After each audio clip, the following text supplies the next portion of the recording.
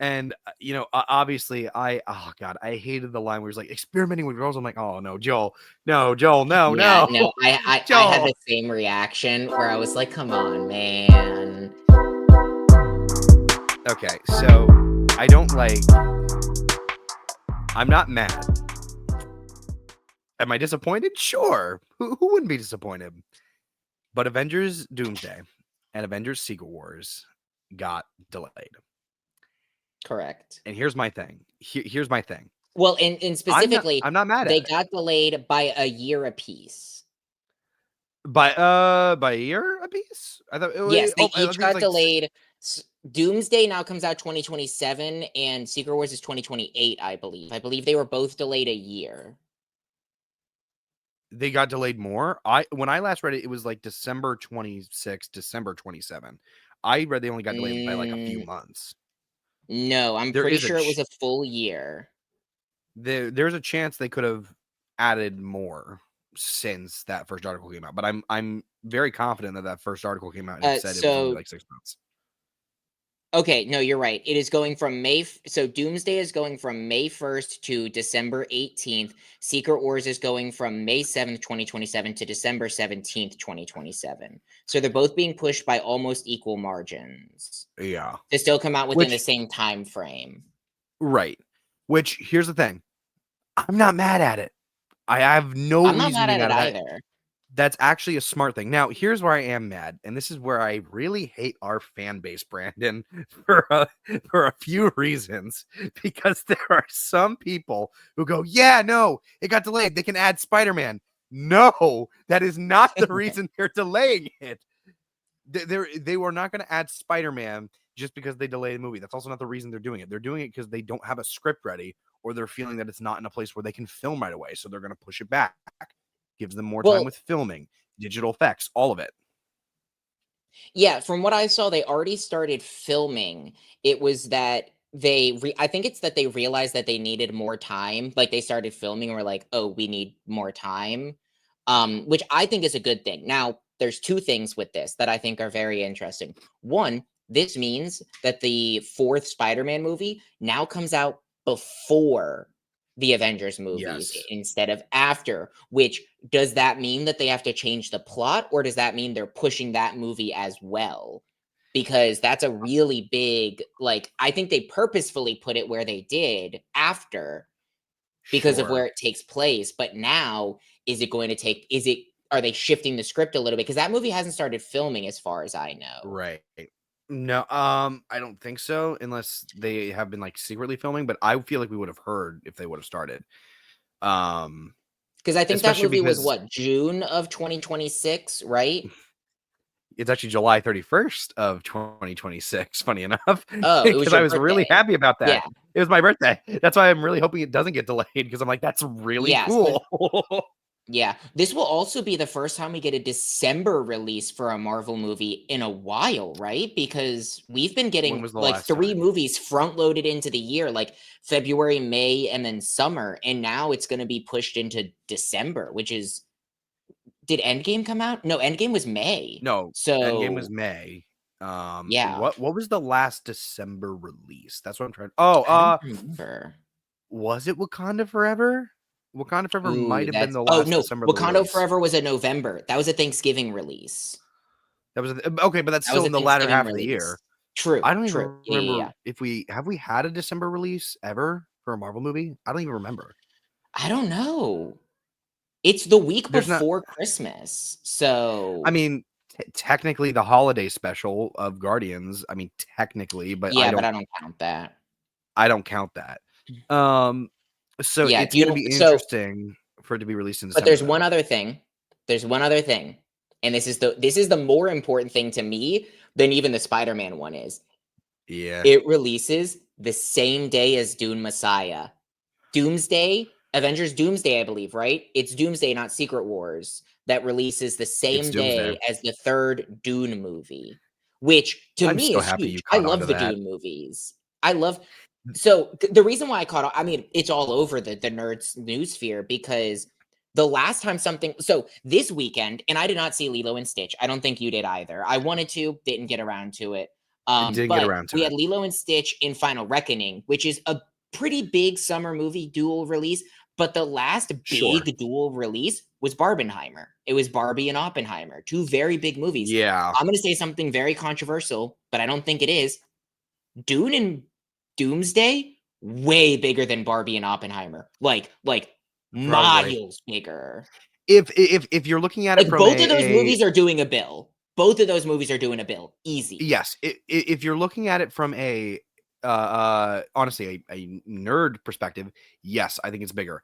If you're a filmmaker or you're somebody who is more attracted to films, maybe not so much because those are very different types of films. It is kind of hard to compare.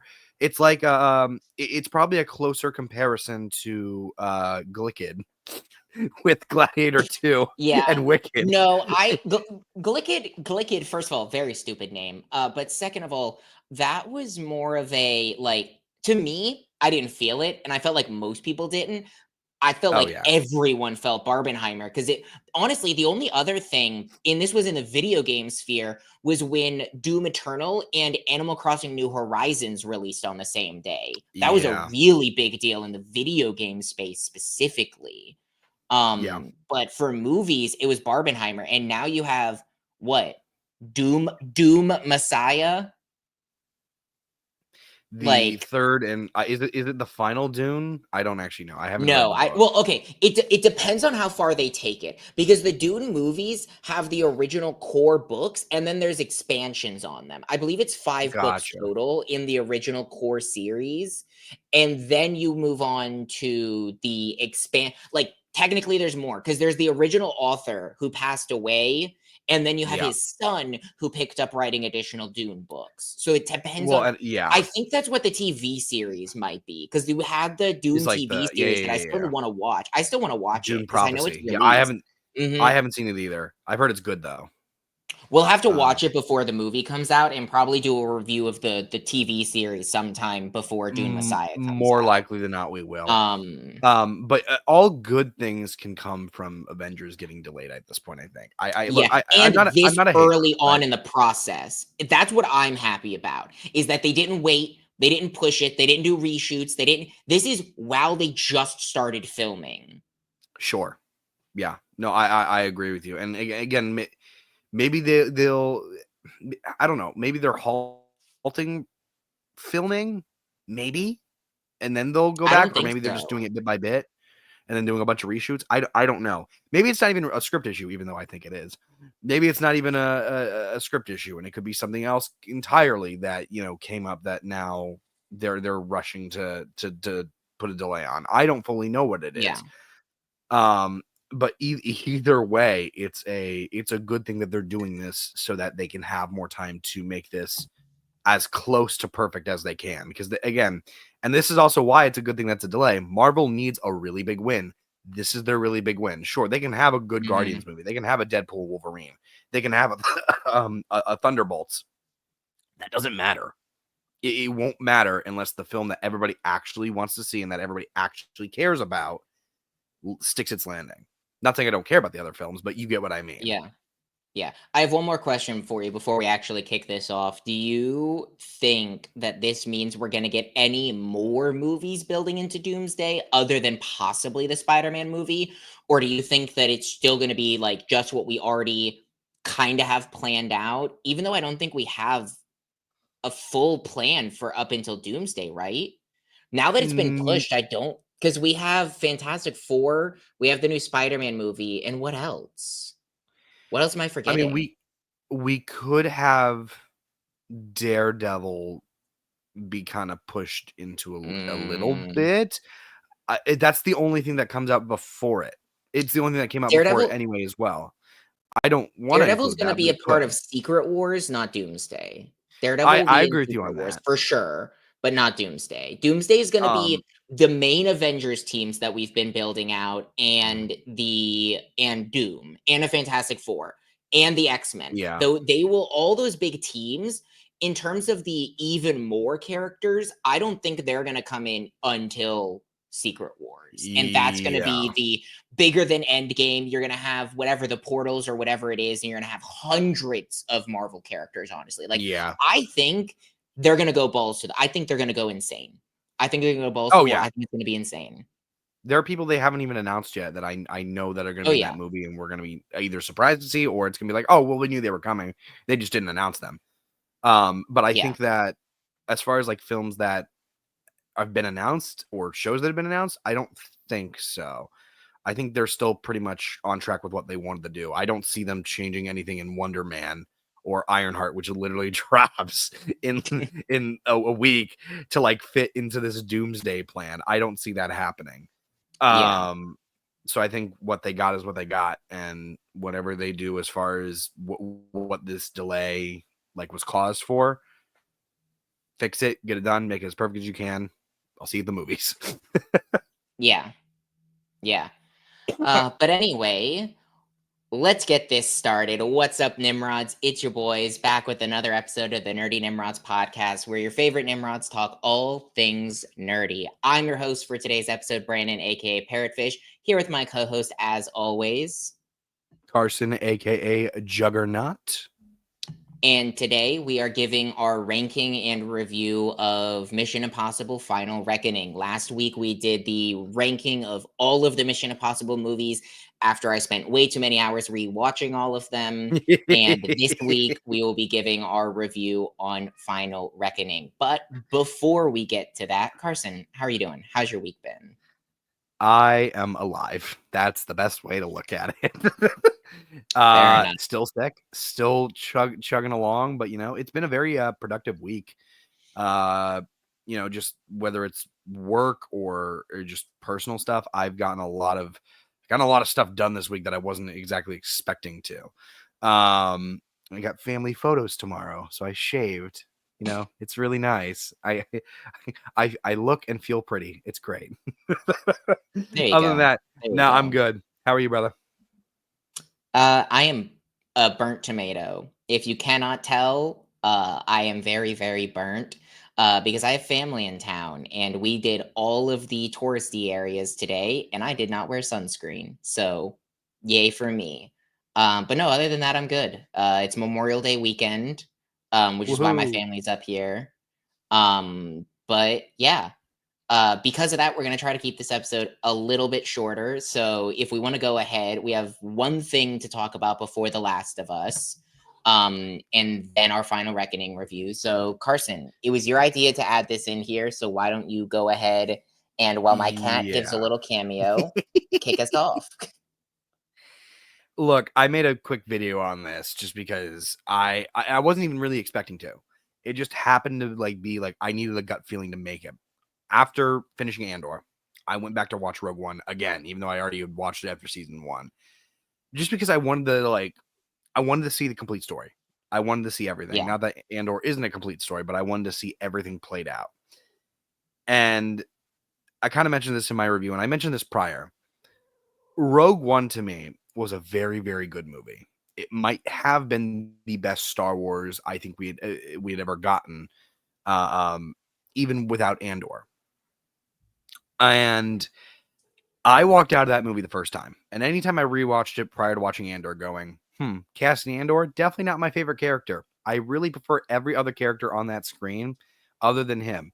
Not because he was bad, just because that hmm he had the least amount of development. He's very straightforward. He had the edge to him, but everybody in the rebellion also kind of had that edge. So what really makes him stand out so special beyond being the guy who is just with Jin the entire time? yeah, Andor not only makes him my favorite character in the entire movie, but improves everything about that film and everything that we you know had a concept for in Rogue One. They give so much development just to the minor things, like Melshi, for example.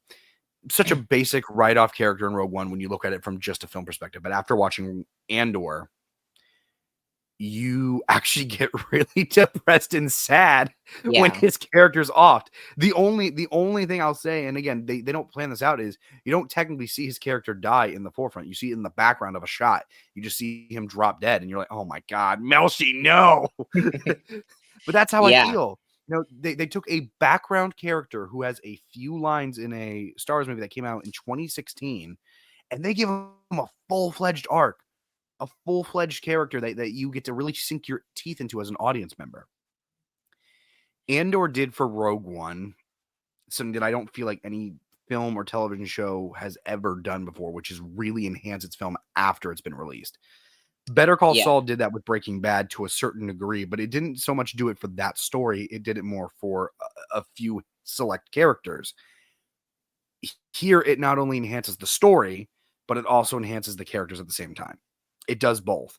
And it really just it lets you in, and you feel the weight of the situation even more than what you did walking out of that theater in 2016. All in Yeah. all, to say, I think it was just such a special thing to get to rewatch that. And I think it is by far the most perfect thing Star Wars has ever done now.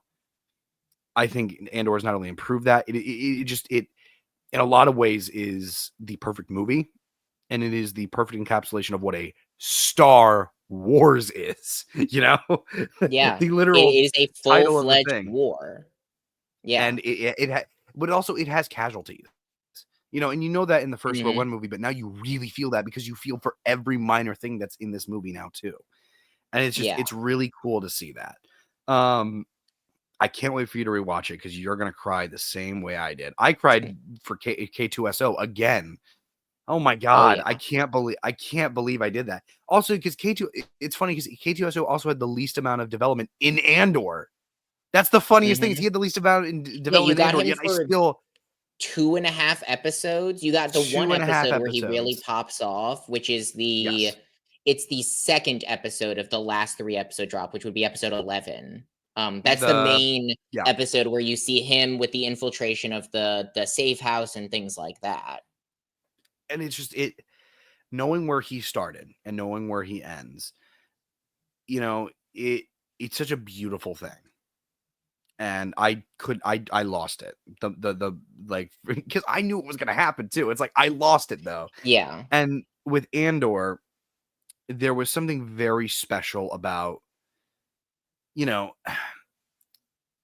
seeing him die on the beach with Jen. And he's comforting Jen. And again, you can't plan ahead. They didn't know they were gonna do a prequel series. They didn't know any of this was gonna happen. Obviously, I Yeah, would from wish what I that. heard Well, I was just gonna say, from what I heard, they did not come up with the concept of Andor until after Rogue One released, I believe, or maybe it was like somewhere in that like when they originally had the concept and wrote the ending of Andor, they had no Sure. plans. And I'm pretty sure again it was after the release of Andor is when or after the release of Rogue One, they were like, you know what, this Andor character, let's flesh him out a little bit more. Um, Sure. And I think that, just watching him die on the beach for the cause that, you know, he set himself on, and then reminding you of the words of, Andor, there's some sort of like destiny about you when he's talking to the Force user back at the camp. And then you're mhm, reminded, like, I literally, it was almost like, when you're watching him die, you're brought back to everything that led him to that moment. Almost like when you know how they like say like when you yourself die, you have like flashbacks or memories, or you go through yeah, your entire life yeah, in seconds. It's almost like the same thing with Andor because that's how well they did it. He's sitting there, he's holding Jin, and you know, as the blast from the Death Star consumes him, you're watching his entire life unfold. Him, going with Luthen in the first place to go on his first mission for the rebellion, him deciding to join the rebellion after his mother's death, all the things that happened with Bix, all the things that happened at the beginning with K2SO, everything, him finding out about the Death Star to begin with. It's just yeah. it's a really beautiful thing, and it's something that's really hard to do considering that it's a thought they have after the original conception of the movie that had already happened. And so I don't know, I wanted to talk about it for not too long, but just a little bit because I really do Well, appreciate what the show did. and maybe we'll talk about it again when I eventually am able to do my rewatch, just because I haven't had time. But I have one Sure. question for you, and Yeah. right off the top of your dome, let's not spend too long on this. But Okay. if we were to see, because Rogue One's a very ensemble cast, it is Yeah. mostly ensemble with a main focus on, I feel like, really just Andor in Jin Urso. Yeah, for the most part. Those were the 2 main. For the most If part. we were to get another spin-off series from one of the characters from Andor, A, would you want one? And 2, who would it be? Because for me, my original answer would have been yes, K2SO, but we're not going to because we got what we're going to get out of K2's story with Andor's story, and I hope we never Sure. go back to that, to be honest. But there's a lot of characters in Rogue One that we know nothing about other than the snippets we get in Rogue One, which isn't a ton for Sure. most of them. Do you want one? And not do you expect it? I don't care about if you expect it or not. Do you want one? And who would it be, if so? If so, my funny enough, my gut pure reaction would be, no, are you crazy? No, no, not at all. But the more like I'm actually sitting here thinking about after your question, the only character I would want to see in like a spin-off show, and like I'm talking prequel, like we're not even like Yeah, getting yeah, yeah, yeah. like they would be a kid the entire time or like a teenager. Is oh goodness, who's Donnie Yen's character in Rogue One? I keep forgetting his name. Uh, I'm gonna have to I can look it up. picture. Look it up. His character, and then his buddy. You know who I'm talking about. Yeah, Um, it's the blind force user and I'm yeah. The blind force user and the blaster. I guess technically force user. are you talking about Kristen. Chirrut Inoue? Chirrut Uh, Inoue? uh, That's the blind force user. yeah, I'm talking about him. I think we really could see like it could even be a special for all I care. It doesn't have to be a long thing. We Yeah, could see something done with him in the past, not something that's like on the same level of Andor, but maybe has some to deal more with like the Force and people who still believe in like the Force after the Jedi Temple's fallen or this or that, or like like his whole story in Rogue One's interesting because it literally is a Force user after after yeah, the events after of the Order events of Order 66, 66, but not a Jedi, technically. but not a Jedi. I think you could do something very, very interesting with that, and you could really show that story. I don't necessarily need it though either, because at the end Yeah, of the day, like you said last week after Andor, after we did our whole Andor review, I think they've really shut a door and closed a door perfectly on mhm, this era of Star Wars. Like, I don't yeah, really see a reason for them wanting to go back beyond telling a few more stories that happened during the Clone Wars that weren't directly related to the Clone Wars. Getting another season of Bad Batch. I don't know how Bad Batch ended. I don't even know if you watched Bad Batch. I yeah, don't know how it ends. I have 6 episodes left of Bad Batch. I might even finish it this week because 'cause I've been meaning to get around to it. It's the only piece of Star Wars content I haven't finished. I never Um, finished it. So I don't know how it ends, but maybe you could get another season of Bad Batch later on, no, or from what I heard, it definitively it ends. does definitively end. Okay, then It no, does that definitively end. there is a door shut specifically on pretty much the prequel era Yeah. Well, and I guess the technically, original depending trilogy on when era. Maul takes place, I guess, is the only other thing that That's true. technically takes place in this era of time. Yeah, But no, yeah, you and I are on the exact same wavelength. If we were to get one, it would be that character. But I don't feel an innate need for it. Like I would no, if there was a poll that Star Wars posted that was like, "Hey, we're going to do another spin-off series. What character would it be?" It would be the Force user. It'd be the blind. Like that's cheer the it. It only would it, character that it, I it, feel it like would be would cheer it. be. Maybe we'd find out how he got blinded or like how like what led to the like I don't know, something with that regard. But yeah, no, Sure. that's the only character that I could see possibly being interesting. I definitely don't want a Jin or so. Definitely not. Honestly, I We don't need a don't Jyn need Erso. one. There's also We got there's no plenty of her reason in to have a Rogue Jyn One. Erso. Yeah, we got plenty of her in Rogue Yeah. One. Um, Yeah. but yeah. I would again maybe you could do like more Krennic if you did like an earlier Krennic, but I don't want an earlier Krennic either because I don't think that's needed, and they did such a good job with him that I don't Well, really think you and need it. we can save this for another episode just because we were trying to keep this one short. But one thing I Yeah. would love to talk about is like our wants out of Star Wars for the future. I think we even maybe mentioned that on the last episode because one Yeah. thing that I want to see, and I'll just mention it very briefly, I want to see something that is 100% told from the Empire's or the Dark Side's perspective. If we were to revisit Sure. this era, I want something, and Andor gave us a lot more of that than I expected, just because we Sure. had the perspective of like Cyril and Dedra in there, Yeah. which played a very big role in season 2 and in season 1 Right. to a little bit of a But lesser now degree. I want Um, more of that. I want all of yeah, that. yeah. Well, in Sure. one thing that I really want to read the Thrawn books because I think that's really what the Thrawn books are, is that focus on the Empire, but Yeah. a different side of the Empire. But yeah, Yeah. anyway, we'll talk about that on a later conversation because right Oh now, boy. Carson, we have to talk about a very devastating episode of television, don't we? I don't know about you. I Fucking cried. Tio. That's for sure. I did. And what am I referring to? That would be the penultimate episode, episode 7 or episode 6 of season 2 of The Last of Us, which for we should have given this spoiler or this warning earlier, but from now on, the two things we're going to be talking about, Last of Us episode 6 and Dead Reckoning. Everything is full spoiler. If we're not going to do any spoiler free versions, we talked about this. So if you haven't seen, there'll be timestamps. You can skip around if you just want our Dead Reckoning review. But for now, this was a Joel flashback episode. This was so, from my understanding, and I could be wrong on this, the way that it was broken out into years don't all happen back to back in the video game. They are more spread out, and you find out Yes. over time. Because one thing that I Yes. did, I guess I did, I guess I didn't have it confirmed, but I did through a review that I watched of this episode afterwards.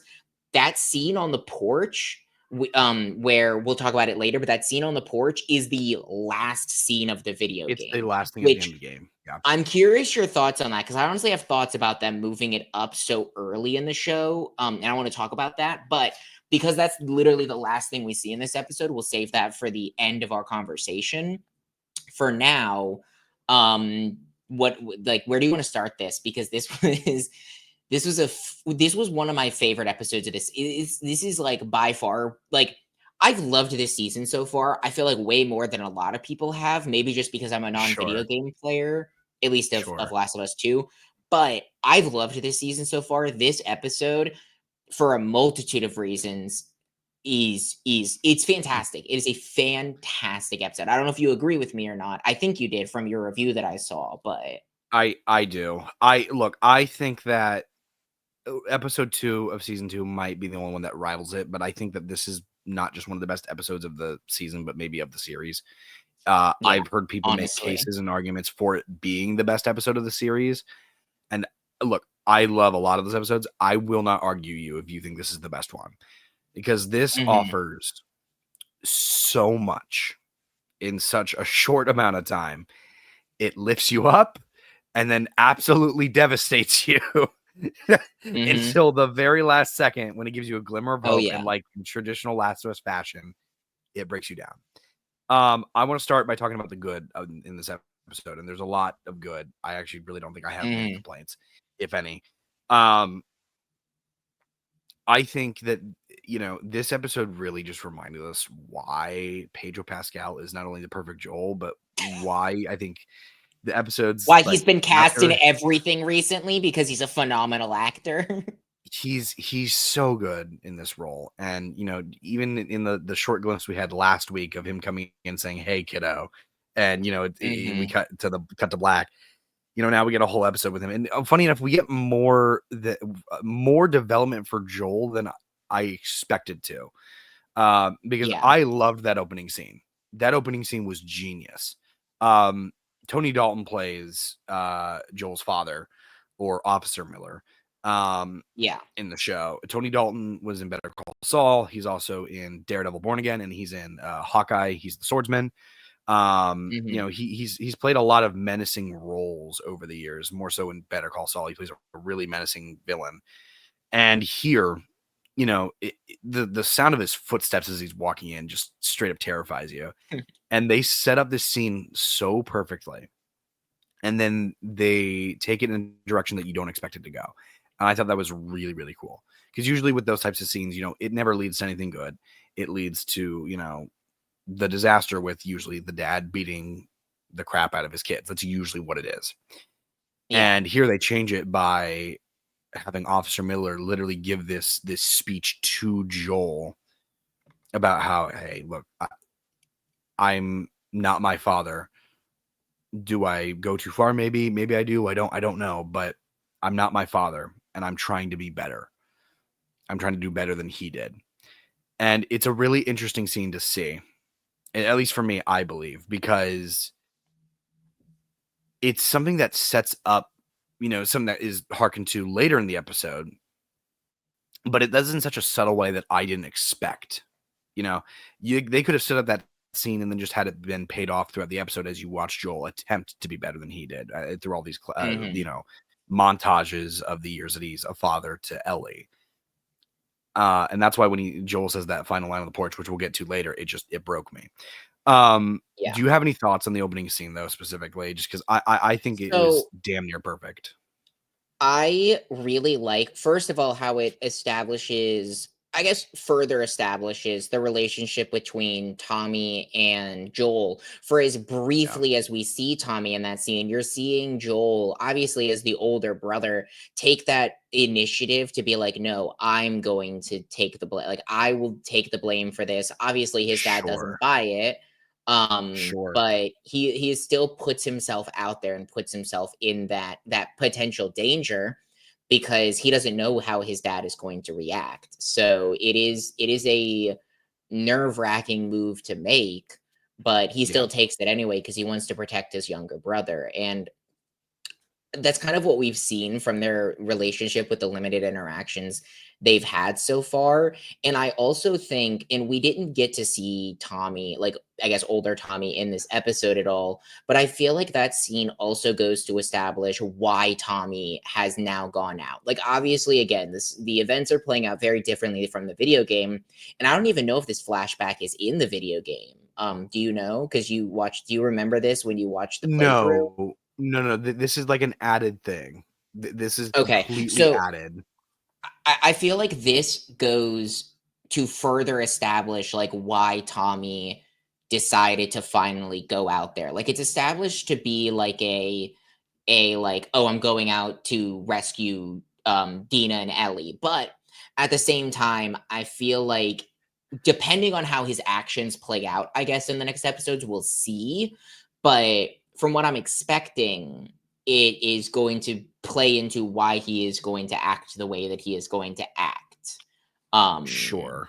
Yeah. in that sense of like Yeah. Joel always protected me, and while I couldn't go out in official capacity, I can use this as an excuse to go out and still seek that revenge that we know he wants. Even if he says he doesn't, you can tell. I think that scene at the end of it wasn't the end, it was the beginning of episode 3 of this season when he's sitting in the morgue with Joel. You can kind of see Yeah. on his face and through his actions like no, he is angry about this. Well, um I mean, and he yeah, wants to especially in do the way that something Joel's, about it. yeah. Well, and again, in the game, Tommy's with Joel whenever he dies, and Yeah, I, it's funny because I like here that he's not. It gives it changes everything in the right way, but also at the same time, if Tommy was with Joel whenever he died, I feel like this scene also would have added to that of my brother was always there to protect true. me, and the one moment I was there, I was not able to protect him. I feel Again, like that's it's not necessarily a still, complaint. It's just an added thing. yeah, I feel like you can still make that argument for the fact that he wasn't there at all. Like yes, I guess it does You change it to could, where he is in the room, but also Tommy's incapacitated in the video game, I know. So it's not like he could yeah, have done much anyway. They're outnumbered, they're outgunned. right, Here, he is even more distant from what happened. He's even more separated. So he can be like, wow, I wasn't even out on patrol. Like I didn't go out on patrol. I was maybe in is it mentioned? Because wasn't there a switch up Why am I remembering that there was like a switch up in the patrol that day on why everyone was paired with who they were paired? It is because Ellie was supposed to go with Joel, and Joel left Yes. early, right? Isn't that what happened?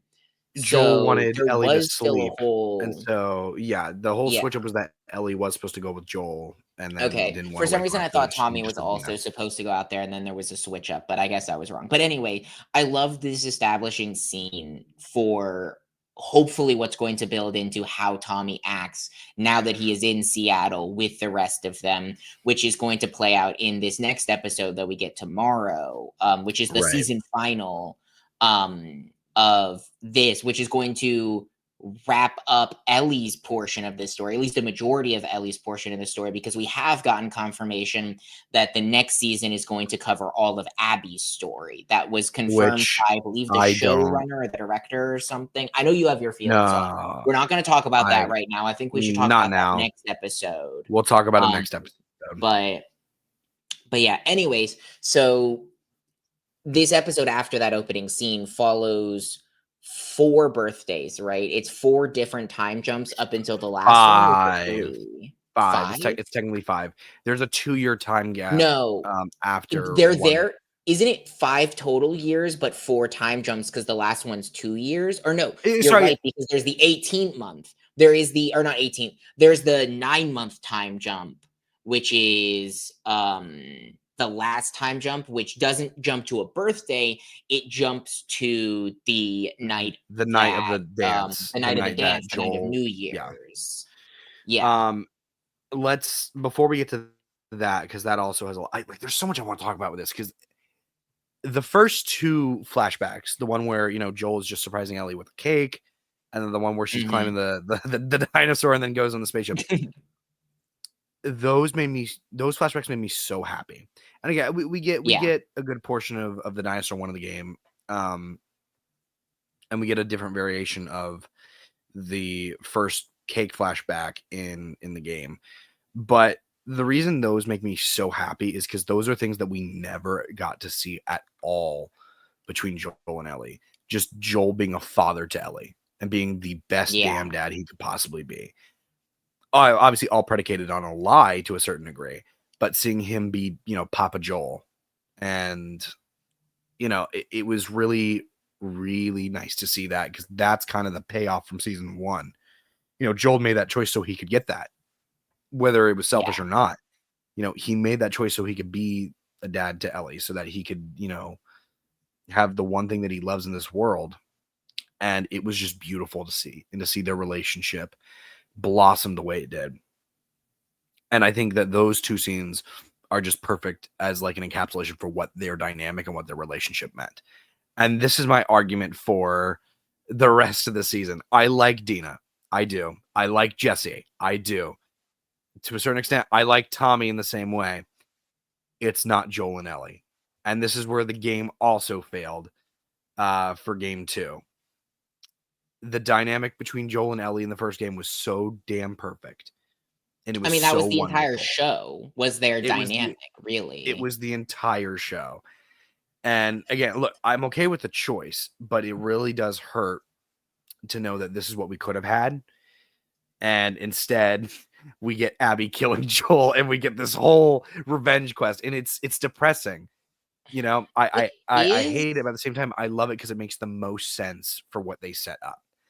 I Um, I agree with you because I think these 3 epi or this thr I almost said 3 episodes, but because it felt like so many different episodes, honestly, because of all the different time it jumps. did.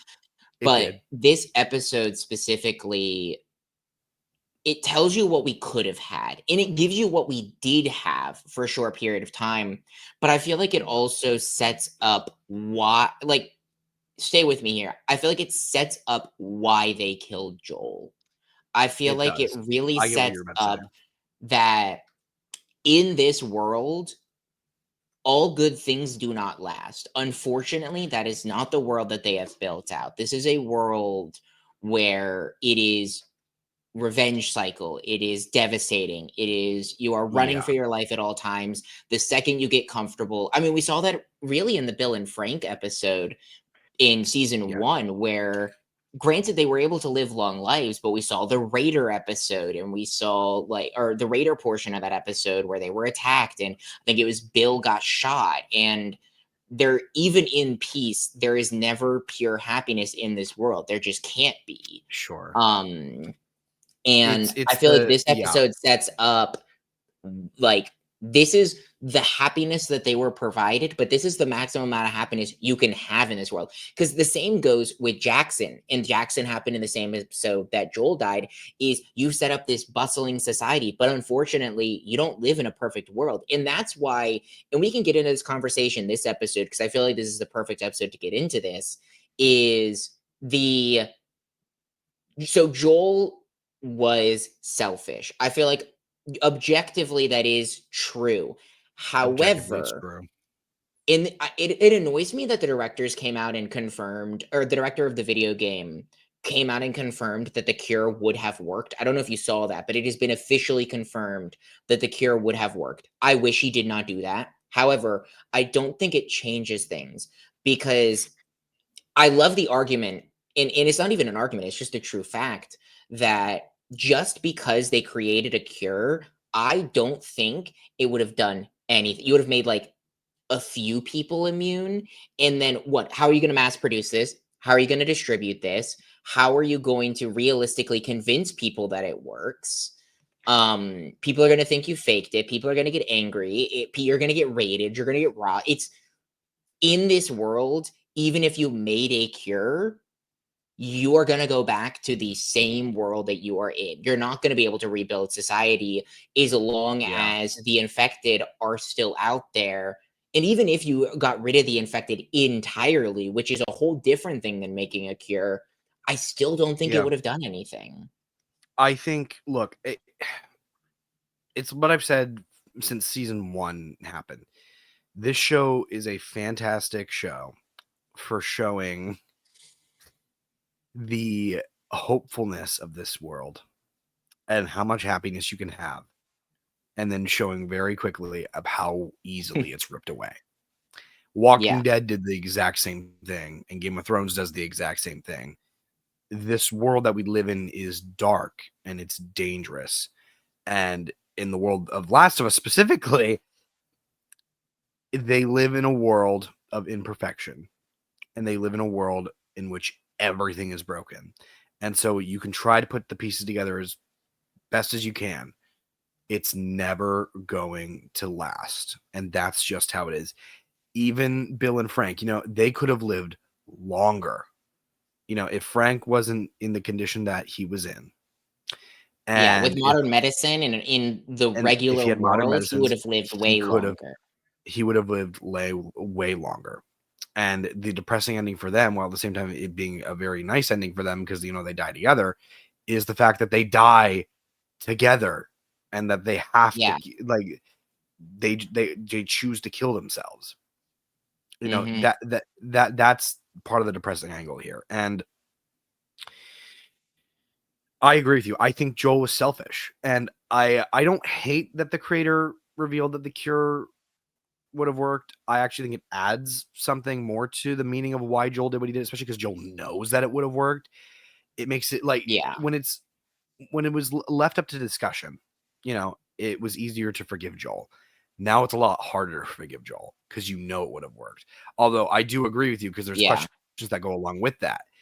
If Marlene got this cure up and working, would she have distributed it out? Would she have said, "Hey, we have a cure, come get it," or would she have, done it as ransom, like, "Hey, we have this. You need to give us money for this, or rebuild Yeah, society. We're the exactly. top dogs." Like you don't know what would have happened with that. Mhm. And I know specifically for Joel, his world would have been over even though we found like this is the best way to say it. His cure was Ellie. Ellie was the cure, Yeah. but Ellie as a person was Joel's cure. And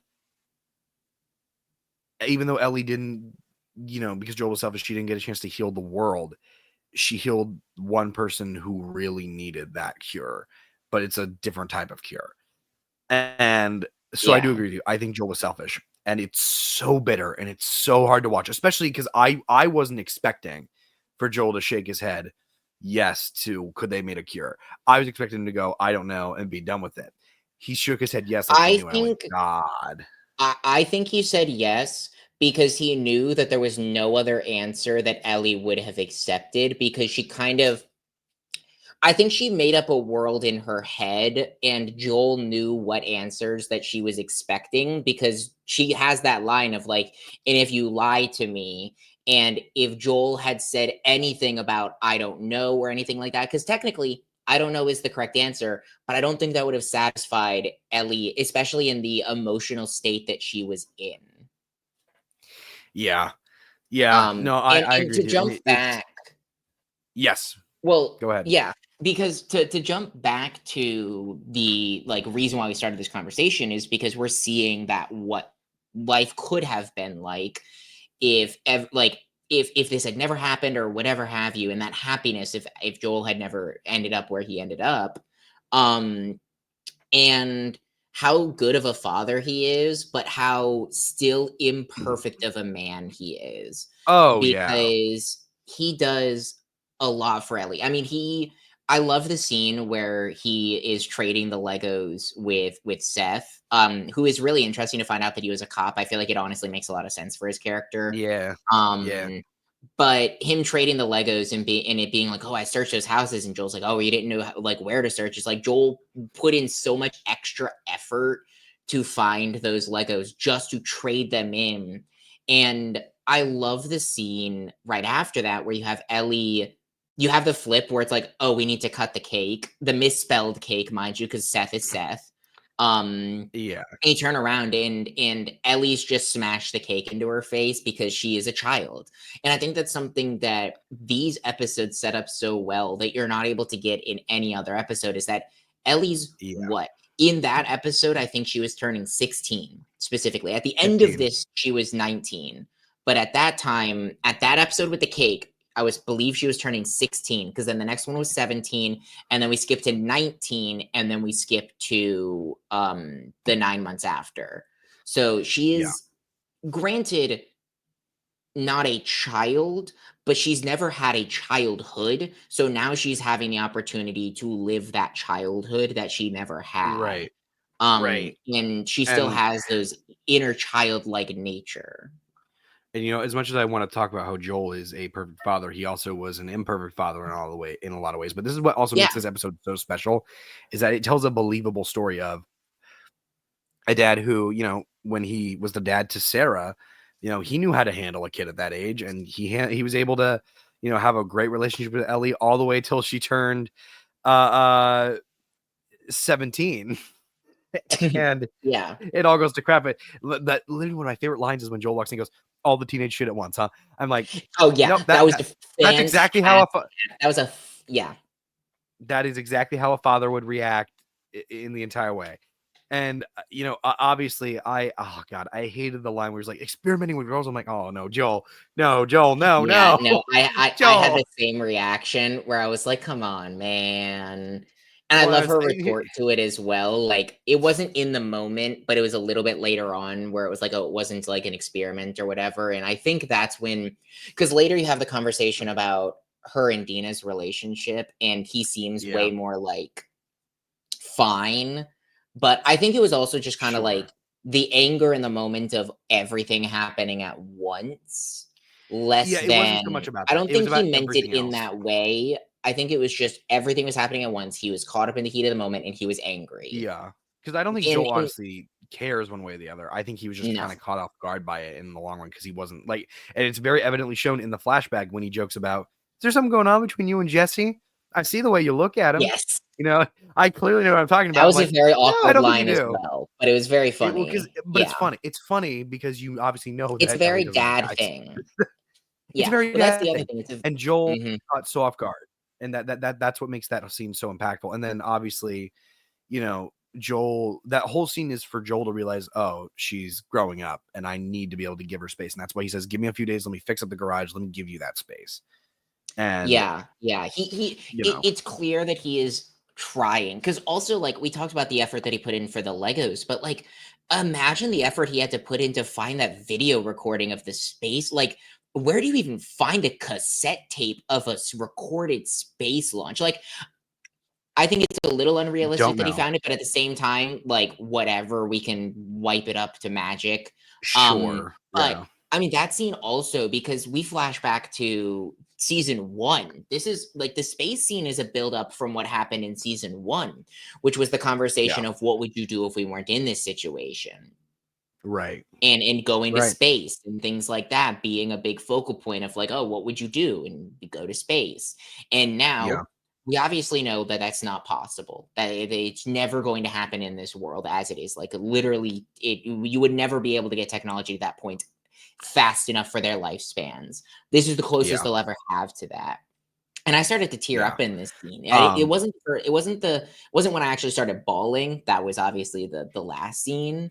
But sure. this scene, it was when I started to get a little bit of like that call back to the first season and what happened and where they're again where those conversations were of what would you do when the small talk actually started when they finally stopped being at each other's throats. Yes. And, then obviously it all comes to a head in what is technically the last flashback before you cut back to what is the present flashback in a certain sense, just from Joel's perspective, Yeah. which is the fabulous flashback with Joe Pantoliano, who, is of Sopranos fame and of Goonies fame, a Yeah. very, very, very Pretty big famous actor. actor. Yeah. And he does great here, and he's got a very small role, but it's a big flashback because it shows Ellie, that Joel lies for the betterment of people, or more so himself, even though he thinks he's doing it Well, for and better, that's it's really something for that himself.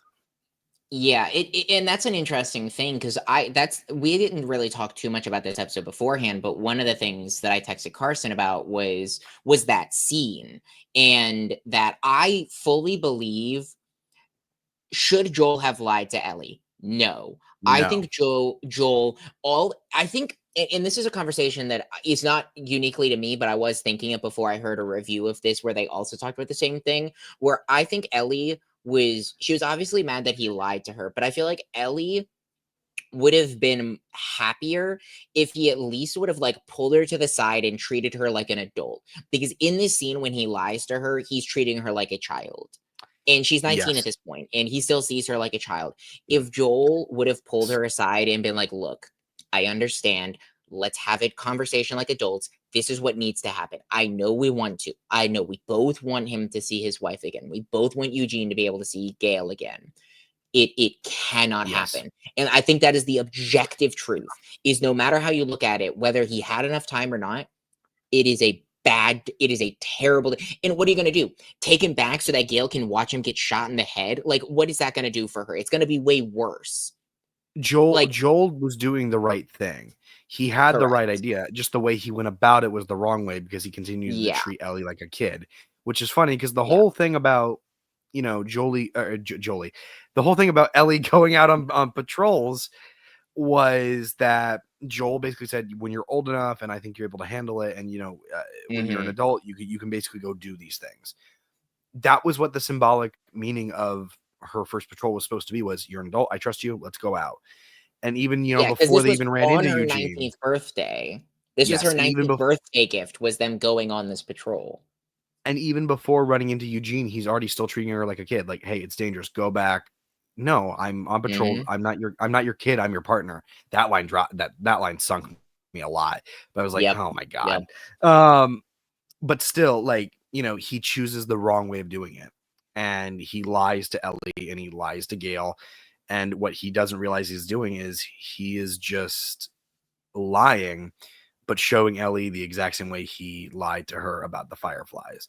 And this whole Yeah, episode, we I don't really love get we don't get a whole lot about Ellie contemplating about the fireflies until really the same flashback where she's like, okay, I have questions I want to ask. This is what I want to say. And she stares at the fireflies at the end of the last mhm. happy memory, uh, which make her think about the fireflies. But you don't get a lot of it, and it's because it's sprinkled throughout the episode, which leads to this moment. Yeah.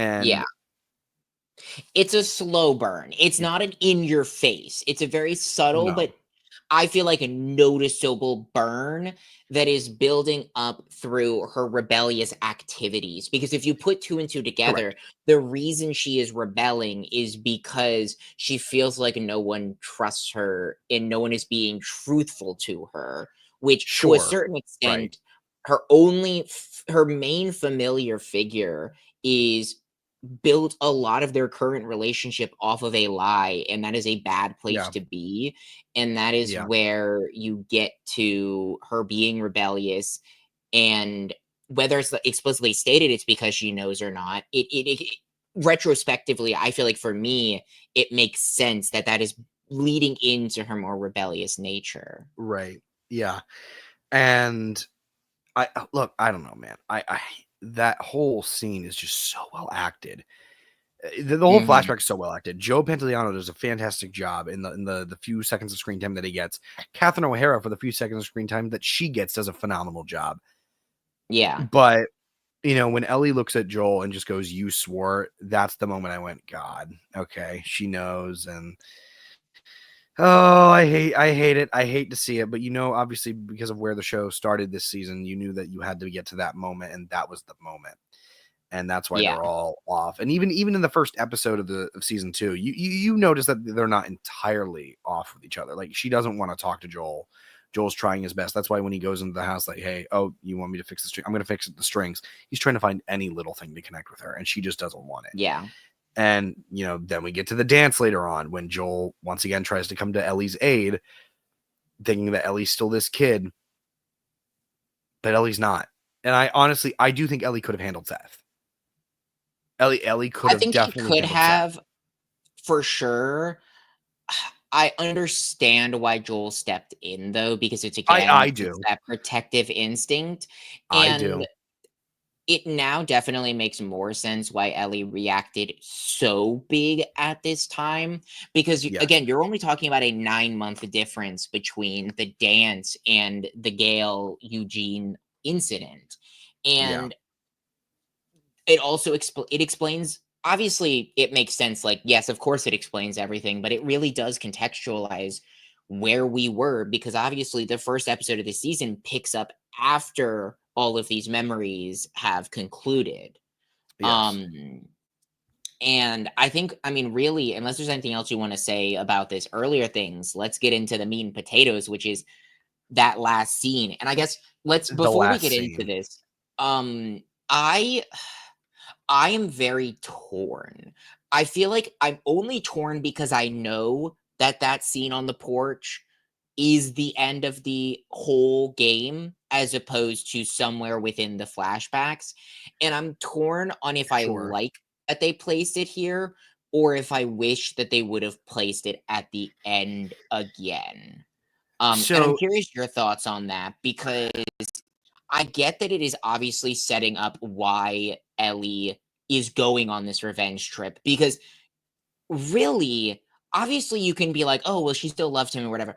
You don't understand why she is so unbelievably angry about what happened, now knowing that she was trying to reconvene, and we'll get to the whole conversation specifically, but knowing that she wanted to try again and had that immediately, like literally, like what, the next day or 2 days later, something ripped away from her. it Now was it it makes was that sense that why day. she is so angry.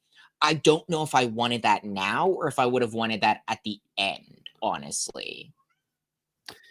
So again, we've talked a lot over the past few weeks about how the show is very different from the game, and I think that the show is actually Mhm. doing a lot better of a job handling certain things than the game did. There's only one thing I think the game is handling better than the show, which I'll talk about in the finale next week. But Mhm. specifically, it's how they're placing things in what order to make the best show possible. And I think if you placed this scene at the very end like the game did, it just wouldn't work the same way, because it's not a game Okay. structure, it is a TV show structure. And this is probably, we might get one more, and I think it would be at the end of the show, like literally the very end. Mhm.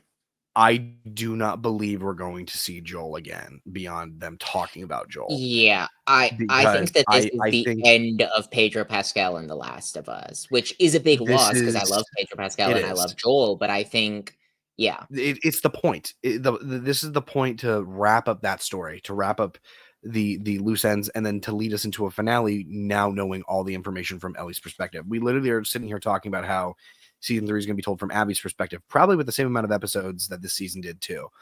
I would And assume. I Yeah. I would imagine that this final episode is setting up Ellie's last, moment. It's getting all the things out there so that we as the audience know, so that we can then lead into Abby knowing where Ellie's coming from, then we know where Abby's coming from, and then we have a big final fourth season where it's two heads butting. Obviously, we're on the side of Ellie, but we're butting heads constantly now. And not that we won't see Ellie in season 3. I still believe that it's not entirely going to be told from Abby's perspective. I just don't think that's fully possible without getting rid of a lot of Last of Us viewers. But I think that, this is definitely the end for Pedro Pascal. This was the big send-off episode. I actually stayed. I don't typically do it. I usually wait till the last episode before I watch these, but I stayed to watch the like The whole like after, 15 minutes about how it was made type of thing. Yeah. and I they I don't literally stay for showed how those because I they feel like it like I agree to waiting till the end of the season because I don't know, it feels weird, but I'm I curious. I I did at the end of episode 2, obviously because that was a big, moment for the show, and then I did at the Mhm. end of here too. And they literally had like a behind the scenes look at Pedro Pascal's rap party for the entirety of Last of Us, and he even says himself, Pedro Pascal says like this is like I don't know what he says exactly, but he literally says like this is basically this is the last time I'm here. It's a rap Yeah. party, like I'm done. Mhm. Um, and so I guess jumping straight into the conversation, it starts off like the game. It starts off exactly how the game was ran. Oh, what are you drinking? Coffee? I'm a little embarrassed to see what I, had to trade for it. And then, she starts talking about, I had Seth on my own. I know this, that it's the standard game talk. And then it turns into something that I started bawling over Oh, because I yeah. wasn't expecting them to turn. And this is when that scene with his father comes back in, which is Joel goes on this whole thing of trying to just reach out. And then Ellie kind of just, is like, fine, then tell me what happened. Lie to me again and we're done. And Joel, Ellie's like, could they made a cure? Were there raiders? Did you kill everybody? Did you kill Marlene? And Yeah. Pedro Pascal is so good in this scene because he's not even saying a single word, yet on his expression, he's already tearing up, and he's Oh making my me as an god, dude. audience member want to tear up. Both Bella Ramsey and Pedro Pascal in this scene with their facial expressions, without saying Yeah. a single word, are able to express so much. And I've talked about this before, specifically with Isabella Marcet, Dina's actress. But I Yeah. think I've talked about it with Bella Ramsey as well, that the ability for these actors to portray such deep emotions through just their facial expressions and their reactions Yeah. is such a skill that I feel like a lot of actors don't have to this level, in my opinion. And Not to maybe it's that just 'cause I level. don't pay as much No, not to that attention, level. and maybe it's because of the elevated emotions, but I really feel like you could like they feel sad. It's not just that they're saying sad things, the actor feels sad. Like you believe every word that they're saying to a degree that it feels real just because of not only the fact that there's tears, like tears can be faked, tears can be done anything, but the muscles in their face just don't look fake. It looks like they are genuinely feeling those emotions. It's because well, first off, I'm pretty sure this was the last scene that they filmed. But Probably. Pedro Pascal and Bella Ramsey, this was the last scene they filmed together. And I think that, watching specifically, it's like the last few lines that really got me because it's so natural and it's so fluid. It feels like a real argument and a real discussion that's happening. And it's specifically whenever Ellie's going like, that was my purpose. I was supposed to die in that hospital, and then you took that from me. And Joel literally goes on to say, yep, I know. And I'll pay the price because you're going to turn away from me. And then he says the most ballsy thing in the whole conversation, which I mean, it makes sense for his character, but I'm like, he literally goes, yeah, and you know what? If I had the choice, I would do it all over again. Ellie Yeah, looks at no, him and that goes, was Ellie looks at him and says, yeah, it's because you're selfish. And then he finally says the words that he hasn't said to her this whole time, which is, it's because I love you. And he starts talking about how he loves her in the way that, you know, a father loves a daughter. And that, I mean, I was already bawling by that point, but I really lost it during that whole moment. And then Oh yeah, same. I literally was like, I had a gasping moment whenever Joel finally connects the dots all the way back to the beginning of the episode, and he just goes, you know what? When it's your turn and when you have one of your own, I mean, I hope you do a little better than me. And I'm like, God damn. So there was a And purpose for it's everything, and so it all comes different together. knowing Mm-hmm. that she is going to have one of her own, technically. Yeah, In this, I guess, technically, similar relationship dynamic that Joel has to Ellie, but a little bit more elevated because of her and Dina's relationship. But sure. it definitely it hits so different because of, one, the flashback that we get with his dad, obviously, but also Yeah, knowing that Dina is going to be a parent soon, and what that is going to look like for her in her yeah, emotional maturity and the place that she is in now. yeah. Um, I think that whole last porch scene is perfect though, and I think that they actually did that better in the show than they did in the game. I Yeah. don't think that it's out of place. I think it's exactly where it needs to be in this show. As much as I wanted to be at the end because I love Pedro Pascal and I want to see him again. It just makes the most narrative sense for this to be here. Now we have all the clues. Yeah. Now we know everything. We are going into this finale full steam ahead, no stop. No breaks. Let's just truck into it now that we have everything. And Yeah. I'm getting depressed just thinking about this. So I don't know if I can talk about it anymore. But no, Yeah. this whole Well, episode was perfect. yeah, it was a fantastic episode. And yeah, I think that's about it on next week. We will be talking about the season finale, and I think it's probably going to be another 2 to 3 years before we talk about Last of Us again. So we'll Probably. probably have an even extended conversation next week, so we'll also have more time. But let's get Yeah. into our final conversation for the day, which is, let me switch over. It is our Last of Us Final Reckoning ranking and review. And Did me you and just say Carson have not Last of Us talked. Final Reckoning? Did I? Mission You Impossible. moron. Mission You Impossible moron. Final Reckoning ranking and review. And me and Carson have not talked at all about, like, I don't know if you enjoyed it. I don't know if you, the only thing I know is that when you left the movie theater, you were supposed to like post a short review online, and you Yeah. didn't want to because you didn't have your thoughts collected, which I think is Yeah. fair.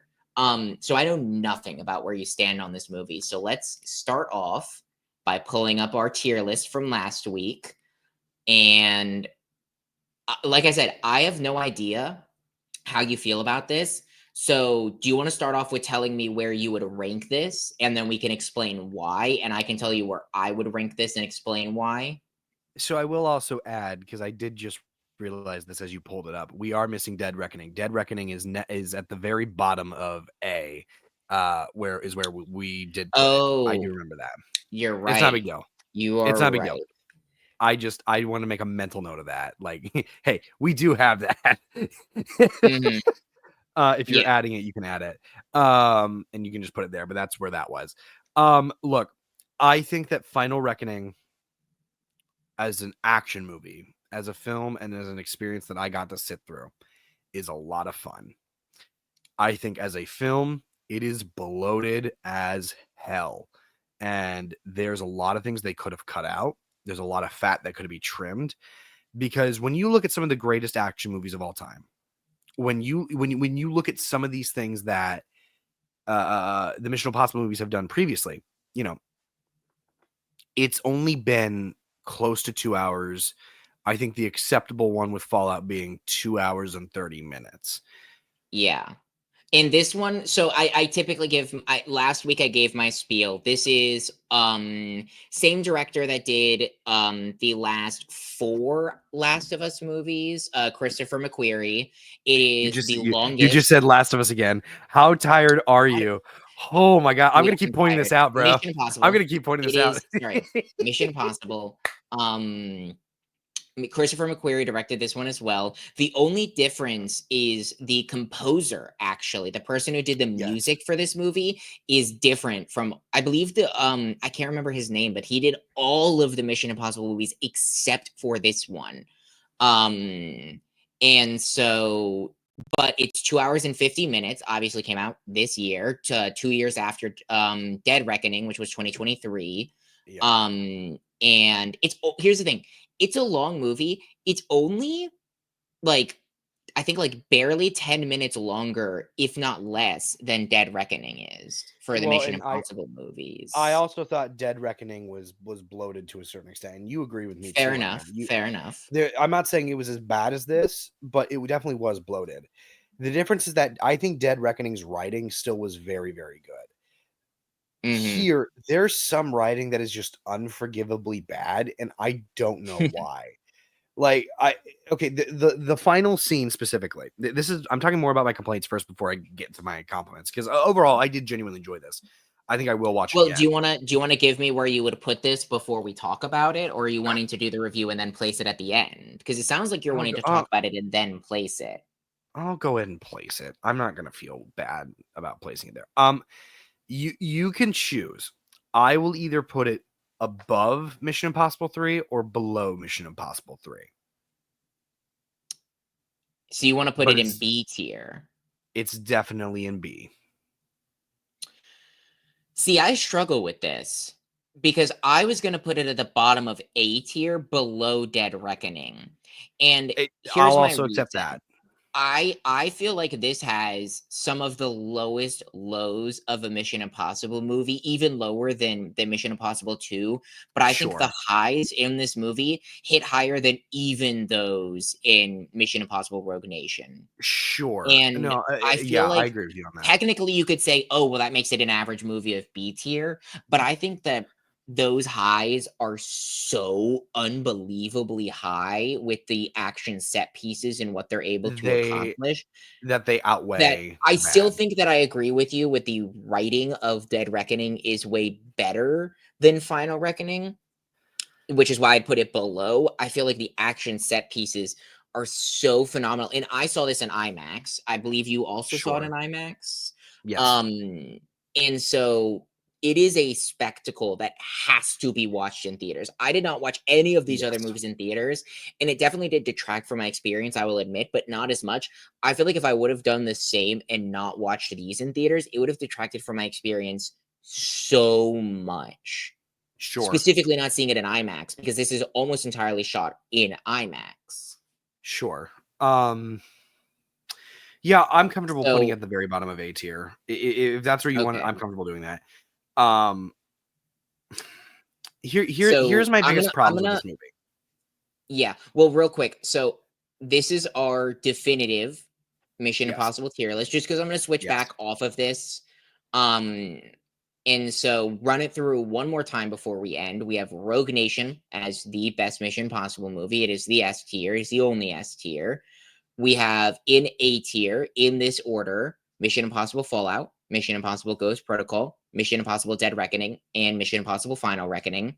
In B tier, we have Mission Impossible 3 and Mission Impossible 1.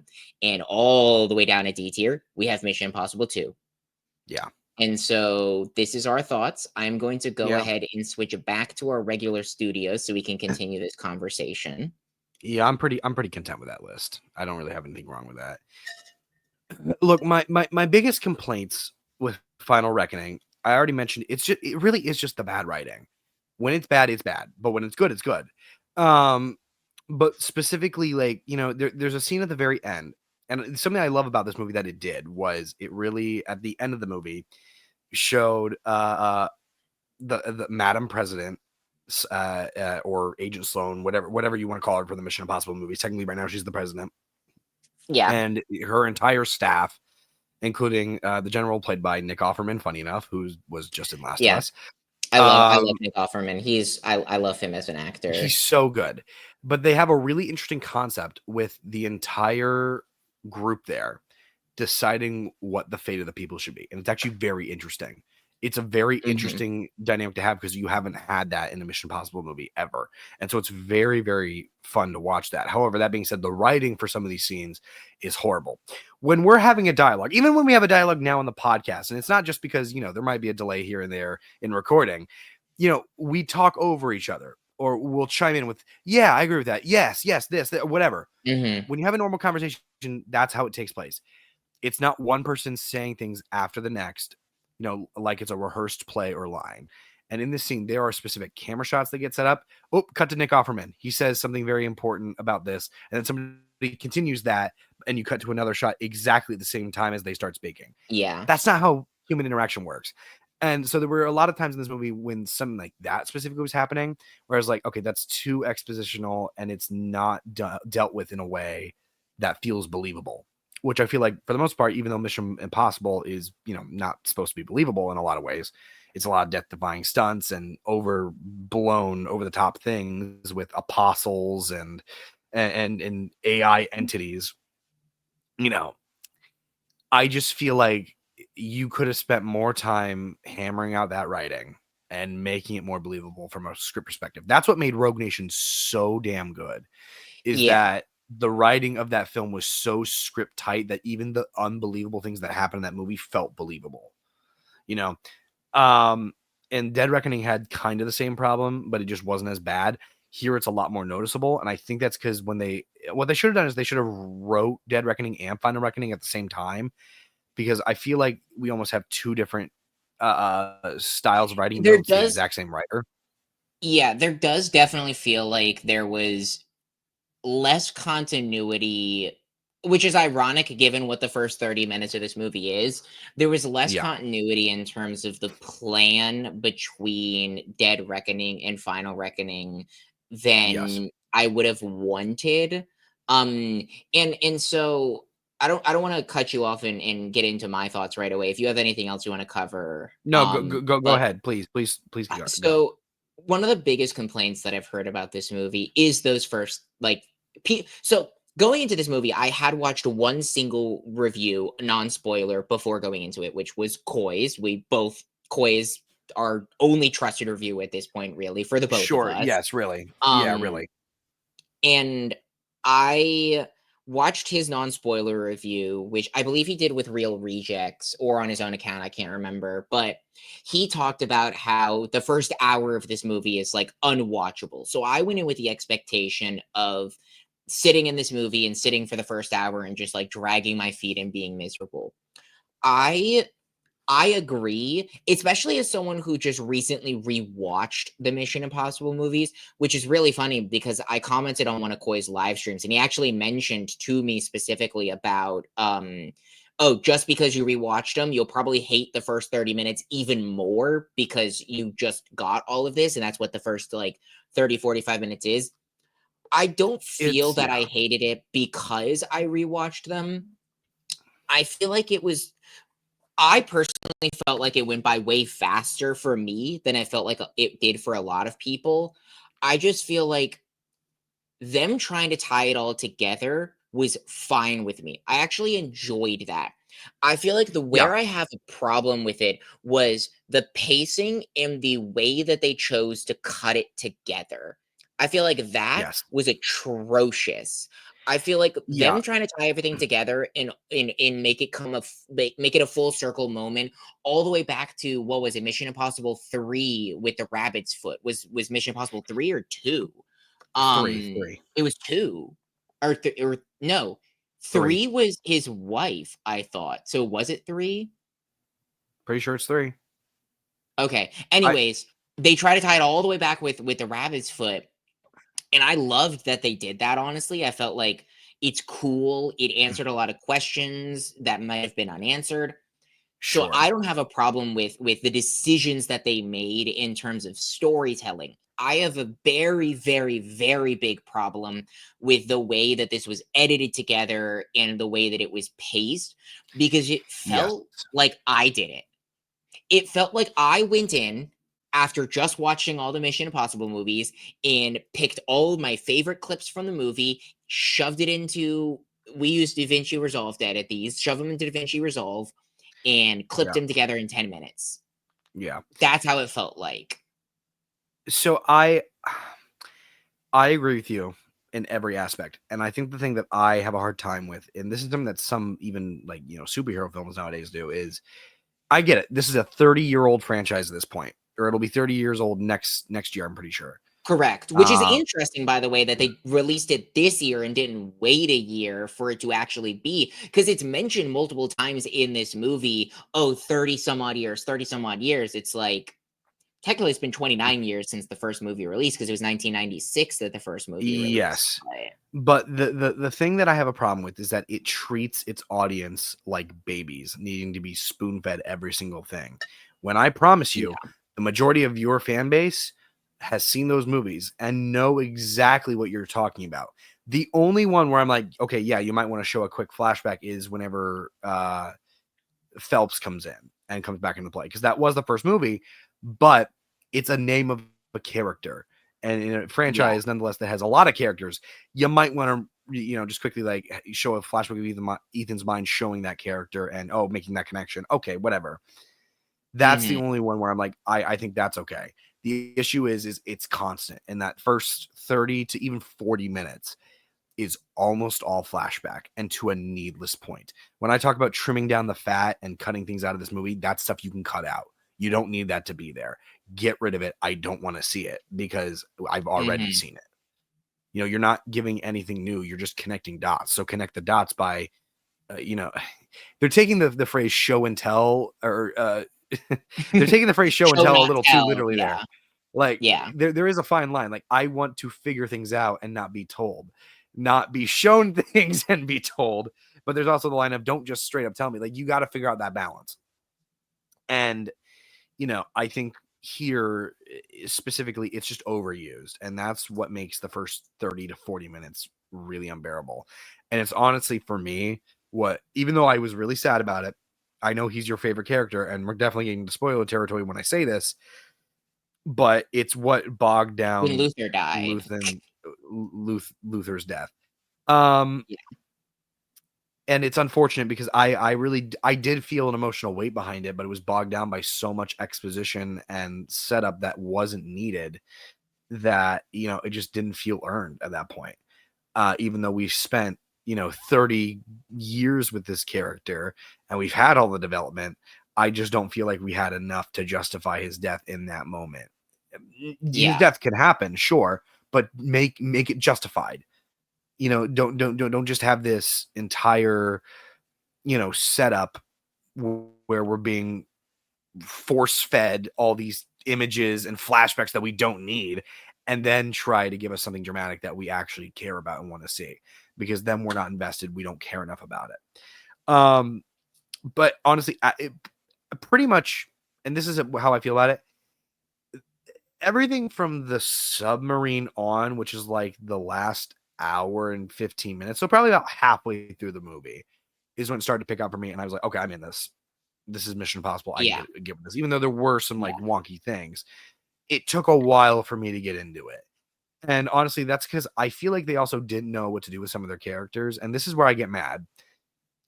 We had Ilsa as a great character all the way through Dead Mhm. Reckoning, and she had a very memorable death, but she was very heavily sidelined in that movie to make way for Grace. Now here we are. Grace is sidelined, and it's for no reason. You're not making way for anything new here. It's just Yeah. Grace. You set her up to be this Yeah. character, so let her be this character. And you do kind of in a certain way, Well, but you definitely sidelining her after killing off a major female character that means a lot to everybody? mhm.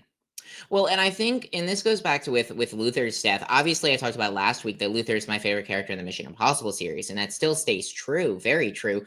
I think second place is obviously, well, not obviously, but obviously to me, it's Benji. I Yeah, prefer Benji and Luther over any other character. Luther more sure. so than Benji, but I love Benji. I'm glad that they didn't kill both of them off. Yes. I say that to say I'm upset that Luther was the only death in Yes. this movie, because they play with you so much into making you full-heartedly believe that certain characters are going to die, and then making up not making up, but it feels like kind of forcing an answer as to why they didn't. And I feel like the biggest one for me, there's two. This technically didn't happen in this movie, but did Paris not die in the last like what was that whole No, thing on the train? Like no. why did she come back? Like why didn't they kill her? I understand her. Okay, actually I don't. I don't think Paris's character, other than having that scene with Benji when they're in the server room, added Yeah, anything at she all didn't. to this It was just movie. another. You should have Yeah, left her as dead in the last movie. It was not necessary. It felt you already had such a big ensemble in this movie more than any other. sure. Um, cut a character out. Literally, the character you'd already led me to fully personally believe was dead. Um, why did you bring her back? You could have cut out like have a different character tend to Benji, Sure. or maybe don't put Benji in that predicament. I don't know. If you're just gonna Sure. like, here's the thing with that scene with Benji. For me personally, if you're gonna put him in that much danger just to save him, don't put him in that much danger. Like, I don't feel like that was as necessary. Well, I think it was Um, it was because they were wanting to add stakes, and honestly, there was a solid it second there was. where I did believe that Benji could have died.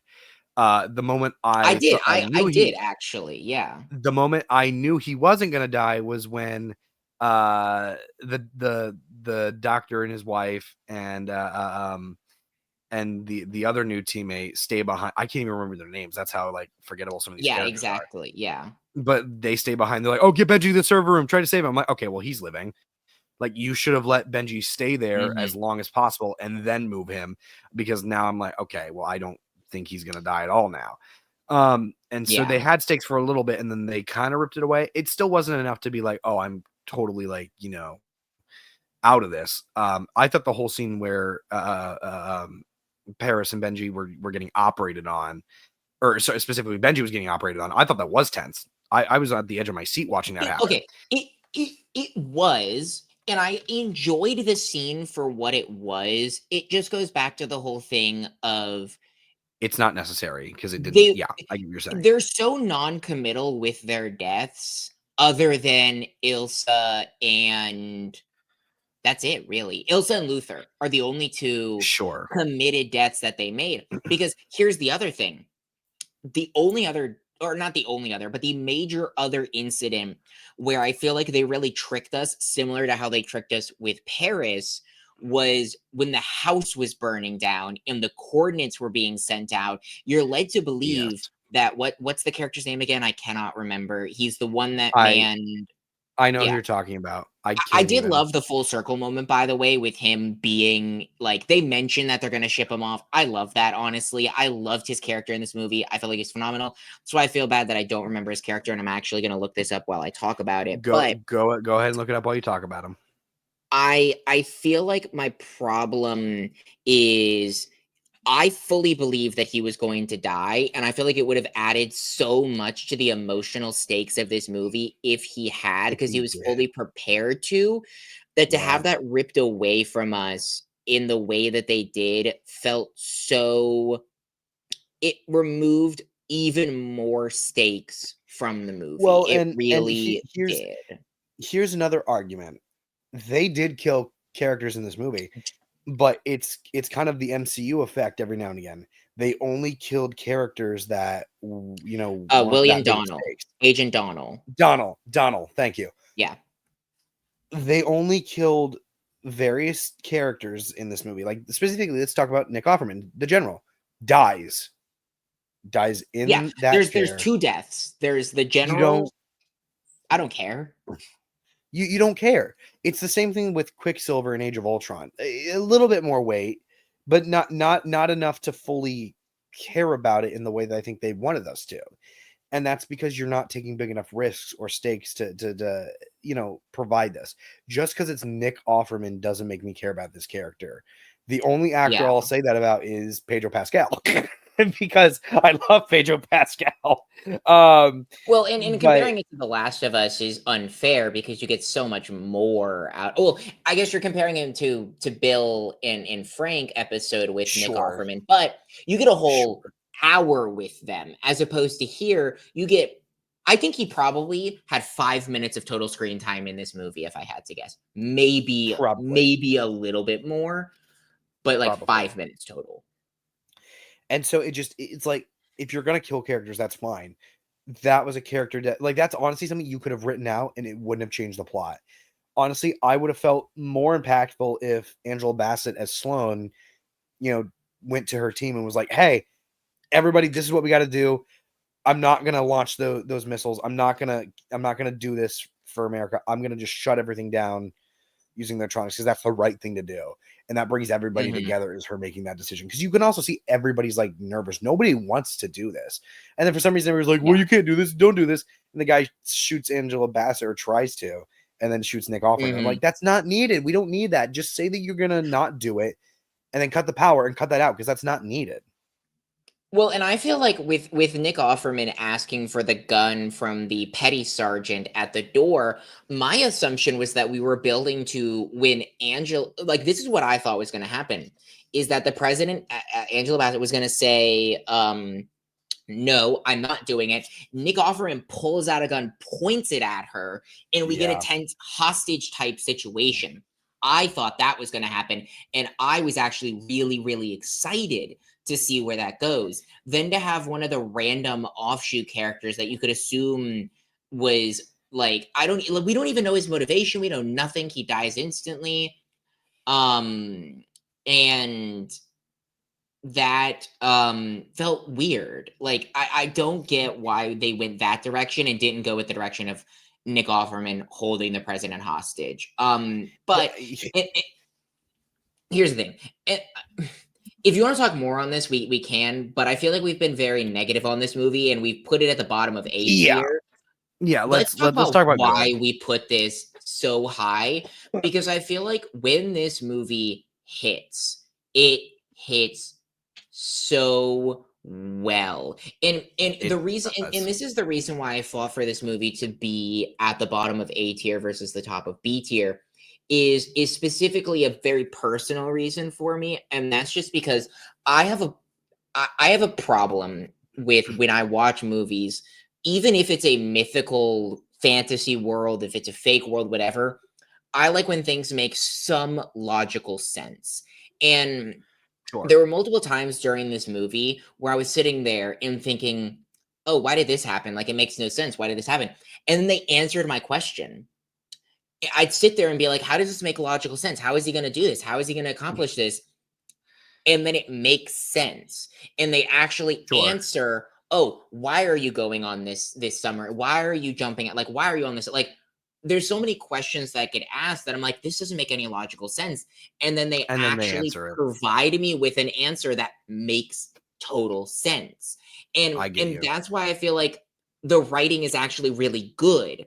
Like there are certain areas where this movie, it's a very bipolar movie where you have scenes like the whole president thing where it feels very not well thought out.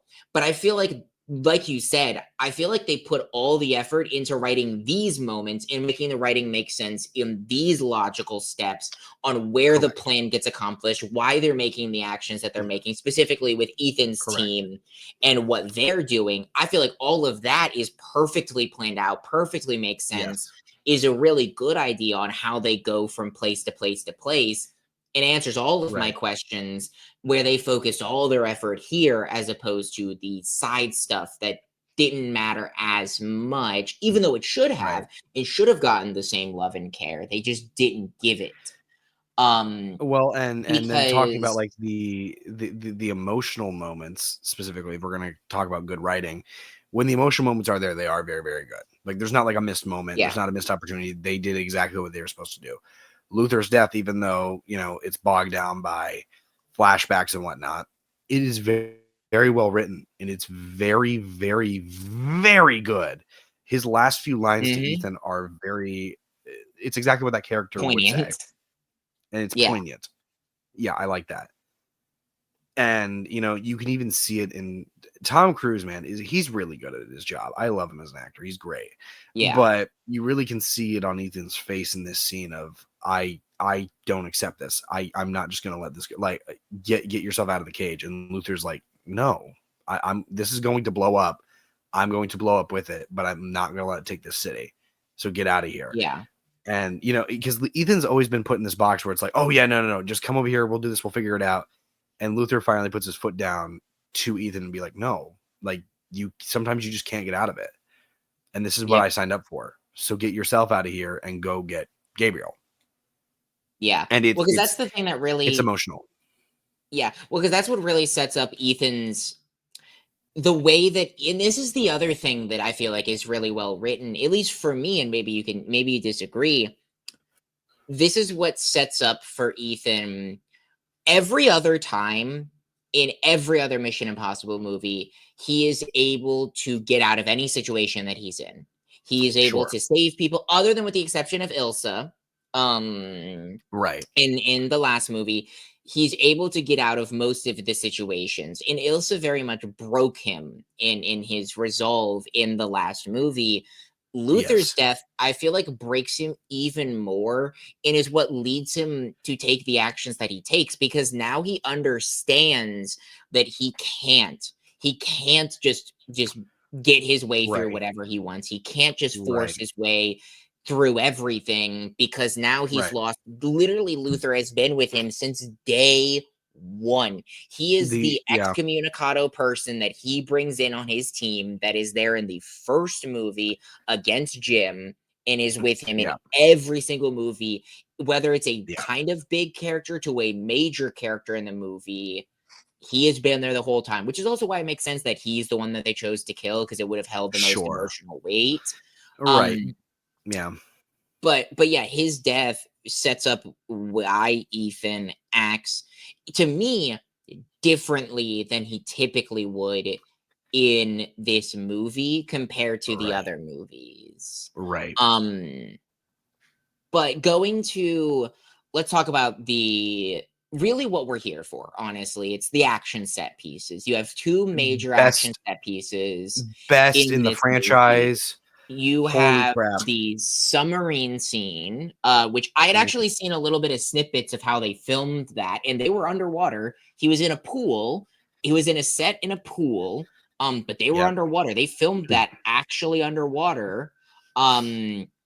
And you have the plane scene. So obviously we'll talk about the submarine scene first, because that's what happens first.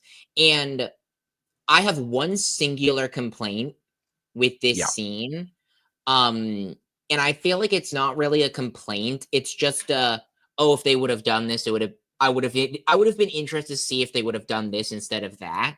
And that is one of my favorite things about the first original three movies that we talked about last episode, was their use of silence. Was there like there were scenes where there was Yeah. no music, there was just sound effects, there was just the audio ambiance.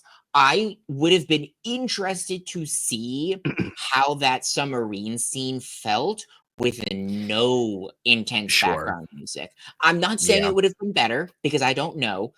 I would have been curious to see them do that, but I still feel like this scene was so, like, I was at the edge of my seat. Like, I was on edge. Obviously, Ethan's going to survive until the end of the movie. I thought he was going to die, to be honest, and he didn't, but whatever. Yeah. Yeah.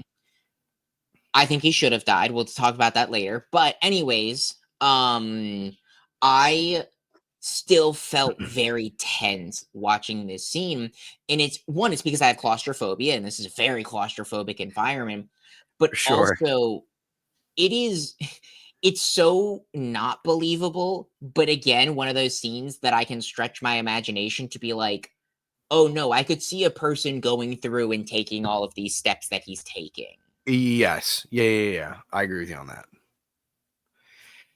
Because, like, sorry, I'll let you get into your thoughts, because I was talking for a bit, but No, look, I don't have much to say about these, because truthfully, I think that these are just the best action. Both of these combined. We'll talk about the other one later, but they're both the best action set pieces they've ever had in a Mission Impossible movie.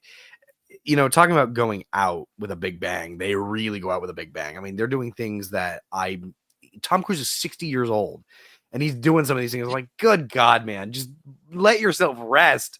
Like Yeah. the stuff that he puts He himself he through. said And in an interview he's gonna do this till he's 100, which, like, will he? No. But no, it'll he'll be die fun to before he gets see. there. He'll die It's before he that gets there joke doing from one of these Deadpool and stunts. Wolverine, till he's Till you're 90. But Tom 90. Yep. Cruise is living that. Yeah. Yep. And so I look, I think that the submarine sequence is just it takes everything I liked from Rogue Nation, but then enhances it when you add the claustrophobia aspect to it, like you mentioned. It creates a Mhm. tension and just a level of almost fearfulness of just like, oh my god, what's gonna happen? Um, However, that being said, I did not think Ethan was gonna die when he started drowning at the end of that sequence. I knew something was gonna happen because I'm Yeah, yeah. like, what? No, like, no, somebody's gonna come and save him. There's no way that he's just gonna die here with however much runtime left in the movie. I'm like, they're not doing that. And so, obviously, I wasn't surprised when he got saved. But the whole sequence leading up to that was just phenomenal. Filmmaking all around as just on a scope and scale level, they did an incredible job of that. Well, God, and dude. one thing that I love about this scene in particular is because I can give a practical example of what I mean by this movie answered some of my logical questions. One of my questions was, when he enters, there are portions of this submarine that are not fully underwater. And so my question was, how did all of the bodies float to the surface? I was like, why did all the bodies float to the surface? How did how did that all happen? And then you have the scene where you find out that not all the bodies floated to the surface. You have that jump scare with the corpses, and Yeah. then it flashes back. Obviously, Ethan doesn't see this, but it flashes back to when the crash happened, and you find out that only a portion of the submarine was flooded because that was what was hit with the missile, and that is Yep. where some of the people tried to evacuate to. That portion of the submarine broke open, and that's when they floated out. Yes. I thought that that was I really appreciated that they showed us that, because otherwise I had so many logical questions of, well, why is this not fully flooded? How did these bodies float to the surface? This. They answered all of that. And Sure. it Right. didn't feel Yeah. forced. It felt like a, no, we know you have these questions, so we're going to give you the answer. So that even though this Right. obviously is very, like, the equipment that Ethan's wearing is not a realistic piece of equipment, and we're not even, I No. don't even want to talk about, like, there's so much to talk about this with the movie. I would love to talk about the whole scene of him on the old submarine and how he gets to this position and all of that. Right. We don't need to talk about that. Um Sure. but this piece of technology is very like non-existent, but they still have some semblance of, we know you're gonna think this is a little weird and doesn't make sense, so we're gonna give you the answer so that you don't feel that way. And I appreciate Sure. that with something like this scene specifically. Yeah. No, I agree with But everything you said. And then moving to yeah. the airplane sequence, which genuinely is the best sequence I've ever seen Mission Impossible do. Like, we've seen him hang on the side of a plane as it's taking off. Now he's not only hanging on the side on a plane as it's taking off, but he's hanging on the plane as it's still actively flying. And I want to Hmm. know how long he actually was on there for. And when you look at the behind the scenes stuff, There's because this there is the one I actually looked at behind the scenes stuff for. He's held by a strap, but that Yeah, strap also ain't doing crap. Like, it's there to yeah. maybe No, catch him if he he is falls off. he is actually doing this on an actual airplane, actually flying in the actual sky. Maybe not everything in its entirety, but most of the scenes, it's actually Tom Cruise doing this, and you can tell. That's the other thing that I appreciate about this movie is there's way less green screen in this movie than I felt like there were in Yes. previous movies. And maybe Yes. that's just because of the cut down on the number of set pieces, because they really only focus on these two as being the major set pieces, opposed to some of the movies where you have a Sure. little bit more chopped up set pieces, which I feel Sure. like was Right. very purposeful, obviously. like technically you can say that there were two set pieces in this scene. There was the airplane set piece and the server room set piece. Right. But really it was the airplane set piece. Yes. Um, and this set piece specifically is the reason you need to see this in theaters in IMAX, because it is so surprisingly well shot for being a scene that is in the sky, moving at high speeds with multiple moving parts. Sure. And Yeah. I don't like, I want to watch the backs. I've seen some of the behind the scenes, but not as much as I wish to. I want to watch the behind the scenes now just because, like, how? Like, this was done Sure. so well, and so, uh, one of my favorite parts of this sequence was the way that they kill Gabriel. I think is one of my favorite deaths, honestly, in all of media almost, and it goes back to why I loved Cyril's death in Andor, because Sure. Cyril died like he meant nothing by a person who did not like him, because he felt like he died feeling like nothing because of a person that did not know him, and Yeah. he felt like he died like trash. Gabriel, in my opinion, was a very, very, especially in this movie, very weak portion of this movie. He definitely was a weak Yes. part of this movie. Um, and I think his death, to me, acknowledges that, because he dies in such an unbelievably, like, my theater collectively gasped so out loud and then laughed, because he dies getting basically scissored by the plane, hit, slammed on, and just flies off like he meant nothing and was nothing. And I feel like that Yep. was the movie acknowledging that you're not here, you don't care about Gabriel, you're not going to care about his death. We're going to kill him in the most stupid way possible and get him off the screen. Right. It's almost like MODOK in the way he dies. I died being an Avenger. No, you meant No, you did. nothing. You were Yeah, stupid. Um, no, Gabriel's death was. I mean, his whole character was an afterthought, so it's not really a surprise to me that his death felt like an afterthought too. Um, and I wish I could say they tried, but they really didn't with that character. They no. really didn't. I mean, And again, I feel like you his could. death acknowledged that. It's just like what do you want from me? The AI thing that barely speaks is scarier than the character you wrote. It's it's Yeah. like it's like if you watched Lord of the Rings and there's Saruman standing there, but they wrote him so poorly, and then you have Sauron who's not really in it as much. He's just a threatening presence because of the first 10 minutes. You're like, that's scarier than the white old dude who, doesn't do anything. Yeah. It's basically the same thing here. And so I don't know. As a whole, his character was just very weak in both movies and even weaker here. But that whole action set piece, wrapping that part together for myself at least, it's just a spectacle to behold. Oh, And they yeah. did such a great job bringing that all together from a cinematography perspective too, because I'm sure that wasn't easy to film. They just knocked it out of the park. Fantastic job.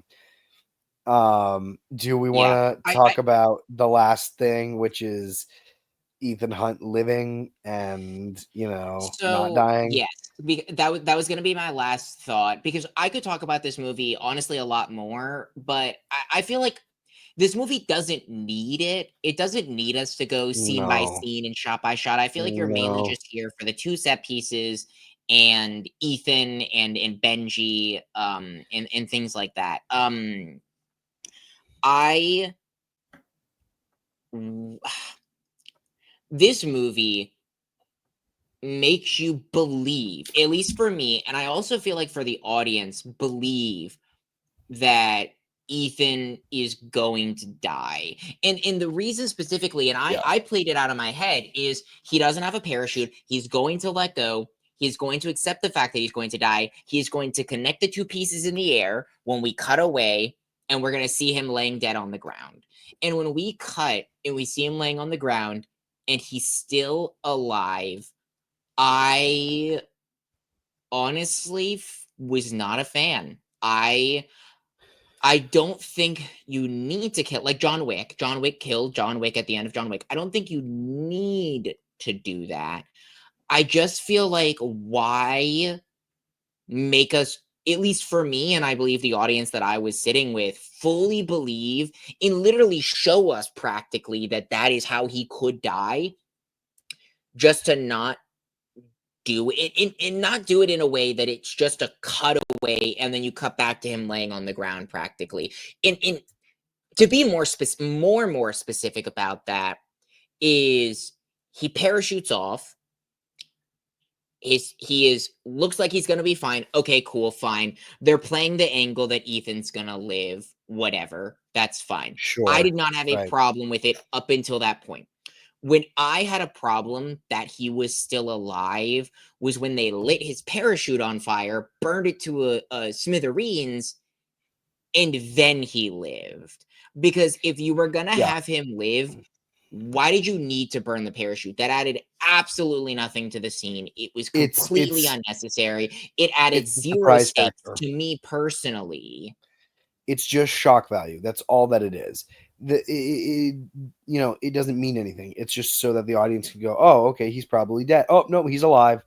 So what was that all for? It's when you start thinking about it too much that it becomes a problem, like we're doing. But we're also not thinking about it too much. We're thinking about it logically. Nobody can just survive that. But I think the movie's trying to suggest that, oh, this is Ethan Hunt. He's, survived so much worse. He can survive. Yeah. No, he's just a man at the end of the day. He's not a superhero. It's the same thing with oh god, I hate this comparison. I hate that I'm having to compare. I did it last week and I'm doing it here. It's like Dominic Toretto in Fast and the Furious. He's not a superhero. He can't jump off a car, land on another car 50 meters away, and be perfectly okay. He's a Yeah. man. He's not a superhero. And Ethan Hunt's the same thing. Even though he is a spy, he's not, a god. He can't just do things like that. And so Yeah. I don't so much have a problem with the fact that he lives. It's just how he lives, and then more so, it's the implication that if Tom Cruise really wanted to make another Mission Impossible movie, very well they could, because he's still alive. Yeah. And And not only is for a he still movie, alive, but him ending up with the entity at the end of the movie, I feel like is what makes me feel like he did that very purposefully so that he could make another Mission Impossible movie, which I'm not saying I wouldn't enjoy seeing another Mission Impossible movie, but again, it goes back to calling this Final Reckoning and then making another Mission Impossible movie would take away from the final part of the Reckoning, obviously. sure, Um, sure. Well, and it's and it. I feel like if you're gonna kill off Luther, I appreciate that you killed off Luther in the final Mission Impossible movie, because making a Mission Impossible movie where you have 0 Luther, not that he is the only thing holding the franchise together, but again, I don't know. I just feel like if they do it right, another Mission Impossible movie could be cool. I don't want one, though, to I be don't totally see honest. them Like, I'll doing it see it, right. but I don't want it. It's like Pirates of the Caribbean 5, or I'm sorry, 5 and 6. They are thinking about making a 6 Pirates of the Caribbean movie. I've Mhm. heard rumors that they've already offered Johnny Depp like an apology letter and like something millions upon millions of dollars to come and do it. Yeah, yeah, Doesn't way surprise me more that money they than did I'll that. ever see in my life, yeah. But that being said, the 5th movie is marketed as, literally in the trailer, one final adventure. Mhm. This movie is called The Final Reckoning. Do not kill off your characters just like they killed off Barbossa in Pirates of the Caribbean 5, and then try to do a movie without him because, oh, well, we had fun making this the last time and we made money off of it. Let's do it again. And I don't think that's what Tom Yeah, Cruise would do. I think Tom Cruise is smarter than that, but there is a line. You can't, like, yeah, there is a line, and they also do leave his character in a perfect end with him. And if they were going to make him live, like, he's the one guarding the entity, that makes perfect sense. And for his character, with where everything like built up to him, I love that. Um, mhm. like that it's not a complete arc. There's actually only one character in this movie that I think has a complete arc, and I think it's Benji, because Yes. and it's more like it's like over the film type of arcs. Benji goes from being this guy in the chair to being the guy in the field to being the leader, and I think that Yes. that is a I did very like big Benji thing for his stepping character. into that leadership position for sure. I thought that that was a great arc, and I'm not saying Ethan's arc is bad, but it's definitely, if he had died, it just would have made more sense. Yeah. Um. So But yeah, all in I all, think yeah, wrapping up my thoughts on this, you can talk more if you want. I think that this movie is perfectly watchable. I think you can have a lot of fun with it. However, I do not think it is a perfect movie. I think it has a lot of flaws, and I think that if they had just stuck more with, if they had taken more time to write out the script and really think about some of the things that they were doing, it would have yeah. hammered everything home a bit more and brought this franchise to a conclusion after 30 something years. So, Yeah. I think that my final thoughts to wrap this whole thing up is they had every single element that they needed to make nearly a perfect Mission Impossible, like another Rogue Nation. yes, I just feel like they didn't hit every bullseye. I feel like they hit a yes, lot of bullseyes, and I feel like there are bullseyes that they hit that we didn't even talk about that I loved sure, about this movie that made it so sure. enjoyable. I mean, I laughed out loud so much during this movie. Oh, Um, yeah. It's funny. I'll give it that. but I feel like they just didn't I feel like they spent so much time focusing on those 2 big set pieces because they're obviously the biggest in the Mission Impossible franchise, that they did let the other elements slip more than I would have liked them to. But I Sure. still fully believe, even after this conversation, because while we were having this conversation, I was honestly thinking like, man, maybe we should put this at the top of B tier instead of the bottom of A tier. But no, I do feel like there are a lot of elements, and maybe it is this is the only Mission Impossible movie I got to see in theaters, and maybe it is the theater experience, or maybe it is like the I just rewatched all these and I Sure. love this franchise type of Yeah, thing. yeah, But yeah. I still do feel like ultimately this was a very I had so much fun and enjoyed this movie so much that I feel like it can stay Right. at that bottom, but stay in that A tier of movie. I feel like it is a really good movie, all things considered. Um, Right. Yeah. but with that being said, that is our final Reckoning review. Next week, we will be doing Karate Kid Legends. As long as things don't change, I believe that is our current conversation to be our topic is the Karate Kid Legends movie. Yes. Yes, it is. Maybe we'll throw Lilo and Stitch in there. Maybe just because we didn't get to it this week. I don't know. Personally, I don't care all that much. I'm just throwing it out there as maybe it'll happen. Maybe. Um, We'll see. but yeah, that is our final Reckoning review. Carson, do you have any thoughts to close us out before we end this? Uh my head hurts. Fair enough. Wrap My it up. sunburn burns. Well, yeah, that has been another episode of the Nerdy Nimrods podcast. You can find us on all podcast platforms, whether ones you've heard of them or not, at Nerdy Nimrods. You can follow us on all social media platforms at Nerdy Nimrods, whether that be Instagram, TikTok, YouTube. And yeah, like I said, next week will be our Karate Kid Legends. As for TV shows, we're still trying to iron out what is going to replace Last of Us and Andor before we get to Ironheart, which starts up in 4 weeks. So we have a bit of time. So we will know next week what that looks like, whether it's a rewatch or a new series or whatever it have you. But yeah, thank you guys for watching. And as always, stay nerdy.